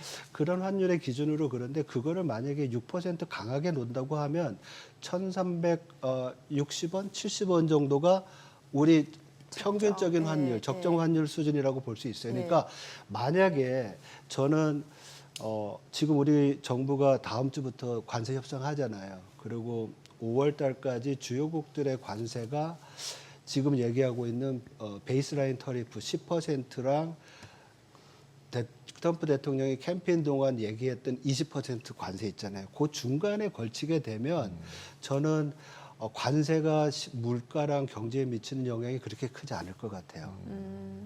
환율이랑 관세랑 네팅 쳐져서 그렇게 임팩트가 경제에 있지 않다. 그렇죠. 예. 환율도 변하고 또 뭐 수요도 주니까 가격도 좀 내리는 부분이 네. 있고 여러 가지로 네. 해가지고 그렇게 되면 저는 환율이 우리 달러 원 환율의 방향성은 아래가 맞는 것 같아요. 물론 네. 계절적으로 4월, 5월 달에 뭐 배당도 나가야 되고 자금 수요가 있는 건 맞지만은 그거 지나고 나면 제 생각대로 그냥 상호 관세 자체가 더 나빠지지 않고 해결되는 방향으로 간다고 하면 달러 원 환율은 1,400원 밑으로 내려가지 않을까 이렇게 생각을 합니다. 이번에 미 국채 좀 여쭤볼게요. 지금 사실 뭐 스카페센터도 미국 그 10년물 국채 수익률을 낮추겠다라고 했고 실제로 미국의 여러 가지 뭐 재정 적자라든지 아니면은 또 만기 도래하는 것들을 생각해 본다면은 리파이낸싱 고려했을 때 금리를 낮춰야 되는 거 맞거든요. 근데 그렇죠. 지금 10년물 국채 수익률 보면은 그럴 기미가 안 보여요. 맞습니다. 여기에 대해서 뭐 자경단이다 뭐 여러 가지 얘기들 나옵니다. 어떻게 보세요? 금리 올라간 거는 사실 상당히 큰 부담이죠. 예. 그 부담이고 더 당황스러웠던 것은 앞에서도 이제 말씀하셨지만 금리 올라가는데 달러가 약세가 되니까 이 방법이 없는 거 아니냐. 네. 그리고 뭐 재무부도 그렇고 또 우리 좀 뭐 누구죠? 지난번 앨런이 또 그랬잖아요. 이거는 미국 달러 자산에 대한 어떤 회피 심리가 생기는 거 아니냐 네. 이런 얘기 있는데 저는 이게 어떻게 보면 주식 시장이 상당히 우리가 뭐 버블이다 오버밸류 됐다 이런 얘기 많았었잖아요. US 익셉셔널리즘 예외주의 때문에 네.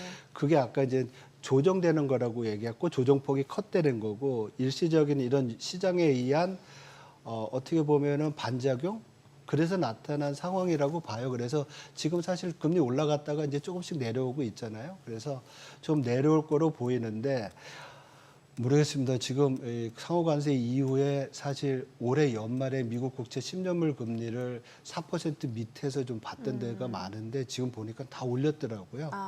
그래서 이 레벨 자체는 미국 경제에 대한 어떤 소위 말해서 우리가 의심하는 부분 이런 것 그리고 또 두 번째로는 또 내년도 재정 적자, 뭐 국채 발행 이런 거 네네. 많잖아요. 이런 문제들이 깨끗이 해결되기 전까지는 좀 높지 않을까 이런 생각을 합니다. 근데 결국은 그 금리를 다들 올리고 있는 게 관세 때문에 인플레이션이 있으니까 내려가지 못할 것이다라고 생각해서 다들 올리고 있는 거 아닌가요? 그러면 관세가 해결만 되면 다 같이 또 다 내리는 거 아닌가요?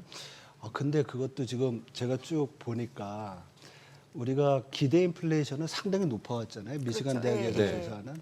근데 시장에서 10년 그 국채 금리와 인플레이션 조정안 그 국채 금리의 사이가 어떻게 보면은 기대 인플레이션이 되는데 이거는 굉장히 안정적으로 유지되고 있어요. 2.8%인가 그 수준에서.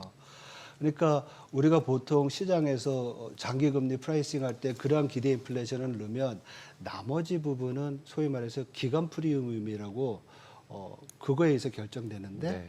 그거는 수급 문제도 되게 작아요. 수급이 제일 크죠. 수급이 네, 제일 커요. 맞습니다. 그래서 제가 두 번째로 재정 이슈를 말씀드린 이유가 트럼프의 두 번째는 뭐 일부에서는 관세 다음에 환율이라고 그러는데 관세는 곧 환율인 것 같고요. 네네. 그 다음이 감세잖아요. 그렇죠. 내년부터 감세니까 이러한 감세를 어떤 식으로 극복할 수 있을지에 대한 고민이 재정 적자랑 연관돼 가지고 그렇죠. 금리를 올려주는 영향을 보여주는 게 아니나 이렇게 생각하고 있어요. 확실하게 뭔가 미 국채 수요가 좀 증가할 수 있는 여건들이 좀 형성이 돼야겠네요. 네, 맞습니다. 네. 그래서 스테이블 코인이 나오는 건가요? 그것도 지금 아침에 어디서 얘기를 하다가 왜냐면 일본이 미국의 협상 조건으로 미국 국채를 사준다고 그러잖아요. 네. 그럼 미국 국채를 사려면 엔화를 주고 달러를 사가지고 사야 되잖아요. 그렇죠. 달러가 강세가 돼요. 네, 맞습니다. 그러면 이거는 달러를 좀 지금 오버밸류 된 걸 낮춰야 되는데 국채금리 내려준다고 또 달러를 올려놓으면 이게 관세 올린 효과가 또 없어지는 거예요. 그래서 네. 이게 스테이블 코인을 사면 되나 해서 제가 막 찾아봤어요. 찾아보니까 스테이블 코인도 결국은 달러를 사야 되는 거잖아요. 그쵸. 달러 수요가 생기는 거예요. 근데 그렇죠. 반대편에 근데 대신에 네. 엔화도 없고 원화도 없고 이상한 스테이블 코인이 있는 거죠. 근데 어쨌든 스테이블 코인 살려면 지금 내가 원화로 달러를 사가지고 그렇죠. 그 네. 스테이블을 사야 되잖아요. 이미 근데 가상자산이 많이 있잖아요. 비트코인도 있고 이미 있는 거 가지고 네, 있는 거 가지고 전환하면 되는 거니까. 그것도- 그리고 이제 어저께 이제 파월이 이제 스테이블 코인이 유효할 것 같다 이런 얘기도 했더라고요. 그래서 원래 코인 얘기 안 하시는 분이 갑자기 코인 얘기도 하시고 이래가지고. 근데 이제 중국 미란 보고서도 보고 그러면 기본적으로 민간 부분에서의 그것보다는 이 환율이랑 관련된 거니까 관세는 환율이라고 말씀드렸잖아요. 근데 환율을 결정하려면 중앙은행이 움직여야 되는데 중앙은행이 스테이블 코인 안 가지고 있잖아요. 그렇죠. 그러니까 스테이블 코인을 사가지고 어떻게 하든지 뭐 이래야 되는데 그 경우를 보면 제가 아주 짧게 생각한 건데 그런 것 같습니다. 그래서 좀 고민이 많이 되는 부분이에요. 사실 이게 그 뭔가 시중에 그러니까 상대 교역국에 좀 달러가 많이 풀려 있어야 이 달러로 미국 자산을 사서 미국 자산 가격이 올라가고 이런 식으로 선순환이 이루어지는 거잖아요. 근데 그렇죠. 지금 트럼프 같은 경우는 지금 무역 수지 적자 미국이 나는 거에 대해서 이거를 좀 적자를 좀 메꾸겠다라고 하면은 결국에는 미국 자산 가격을 상승시킬 수 있는 달러 자체가 지금 없어지게 되는 격이잖아요. 그렇죠. 예. 어떻게 보세요? 앞으로의 흐름에 대해서는? 그러니까 그 구조로 소위 말해서 세계 금융시장과 교육시장이 돌아왔는데 네. 그걸 이제 줄이자는 거잖아요. 예. 어렵죠, 굉장히. 그래서 어느 정도 좀 지금의 불균형이 100이라고 하면 네. 이 100을 줄여서 50 정도 했을 때 그 반대 효과로 미국 내 제조업이 살아 있으면 좋지 않겠느냐 네. 이렇게 해석을 해야지 네. 이거를 극대극으로 생각하면 되지 않을 것 같아요. 그리고 사실 많이 강조를 하지만 이러한 관세 이슈가 나오고 트럼프가 이렇게 나가는 이유는 코비드 그러니까 코로나 위기 이후에 소위 말해서 공급망이 차질이 생기면서 모든 생산이 섰었잖아요. 그렇죠. 예. 그랬을 때 미국이 생각한 게 제조업이 없으면 위기 시에 예를 들어서 코로나 위기 때 전쟁이 나면 네. 공장이 서 있으면 무기 못 만들잖아요. 네, 네. 근데 이 무기를 만드는 대부분의 소재가 어쩌면 싸워야 될 중국으로부터 온다 그러면 문제잖아요. 네. 그러니까 이 이슈가 관세 이슈가 트럼프의 변덕이 아니라 미국의 생존이랑 관련된 안보 문제라고 거기도 이제 다 안보 얘기를 하거든요. 네네. 그렇게 보면 이게 굉장히 심각한 변화죠. 그래서 그게 미란 보고서의 제목이 글로벌 트레이딩 시스템의 리스트럭처링이거든요. 예. 그러니까 글로벌 교육 시스템을 다시 짜기 위한 미국의 노력이고 궁여지책으로 보고 그 핵심에는 제조업의 빈곤이 있는 거예요. 트럼프 입장에서는 어떻게 보면 꼭 해야만 했던 과정이네요. 트럼프만이 아니라 워싱턴이 다 지금 그 생각을 하고 있는 거니까 트럼프 일기 때 미국과 중국과 관세 전쟁을 하면서 바이든 행정부가 오면 안 하겠지라고 했잖아요. 근데 바이든도 더 강하게 갔잖아요. 네. 반도체랑. 그렇죠. 이게 어떻게 보면 미국 제가 볼 때는 워싱턴 DC에서 정치인들이 가지고 있는 현재 미국의 제조업의 실상과 글로벌 시스템에 대한 이해다 이렇게 보면 될 것 같아요. 네. 오늘 내용 잘 들었습니다. 고맙습니다. 네, 고맙습니다. 네, 오늘 뉴욕 증시 또 어떤 흐름을 보여줄지 좀 기대가 되는데 오늘은 그래도 좀 오르겠죠? 모르겠죠 오늘은. 네. 일단 올라갈 것 같아요. 네. 왜냐하면 우리 증시도 올랐고 아시아 증시도 올랐고 네. 예. 뭔가 요즘에 보면 아시아 증시가 좀 바로미터 역할을 하잖아요. 네, 그런 것 같습니다. 오늘 뉴욕 증시 한번 좀 기대해 봐야 될 것 같습니다. 저희 방송 중에 전해드린 내용과 관련해서 모든 투자 판단의 책임은 투자자분들께 있다는 점 알려드립니다. 머니씨 오늘 여기까지입니다. 여러분의 모든 경제 SBS 비즈가 함께하겠습니다. 저희는 내일 오후 3시에 찾아뵙겠습니다. 고맙습니다.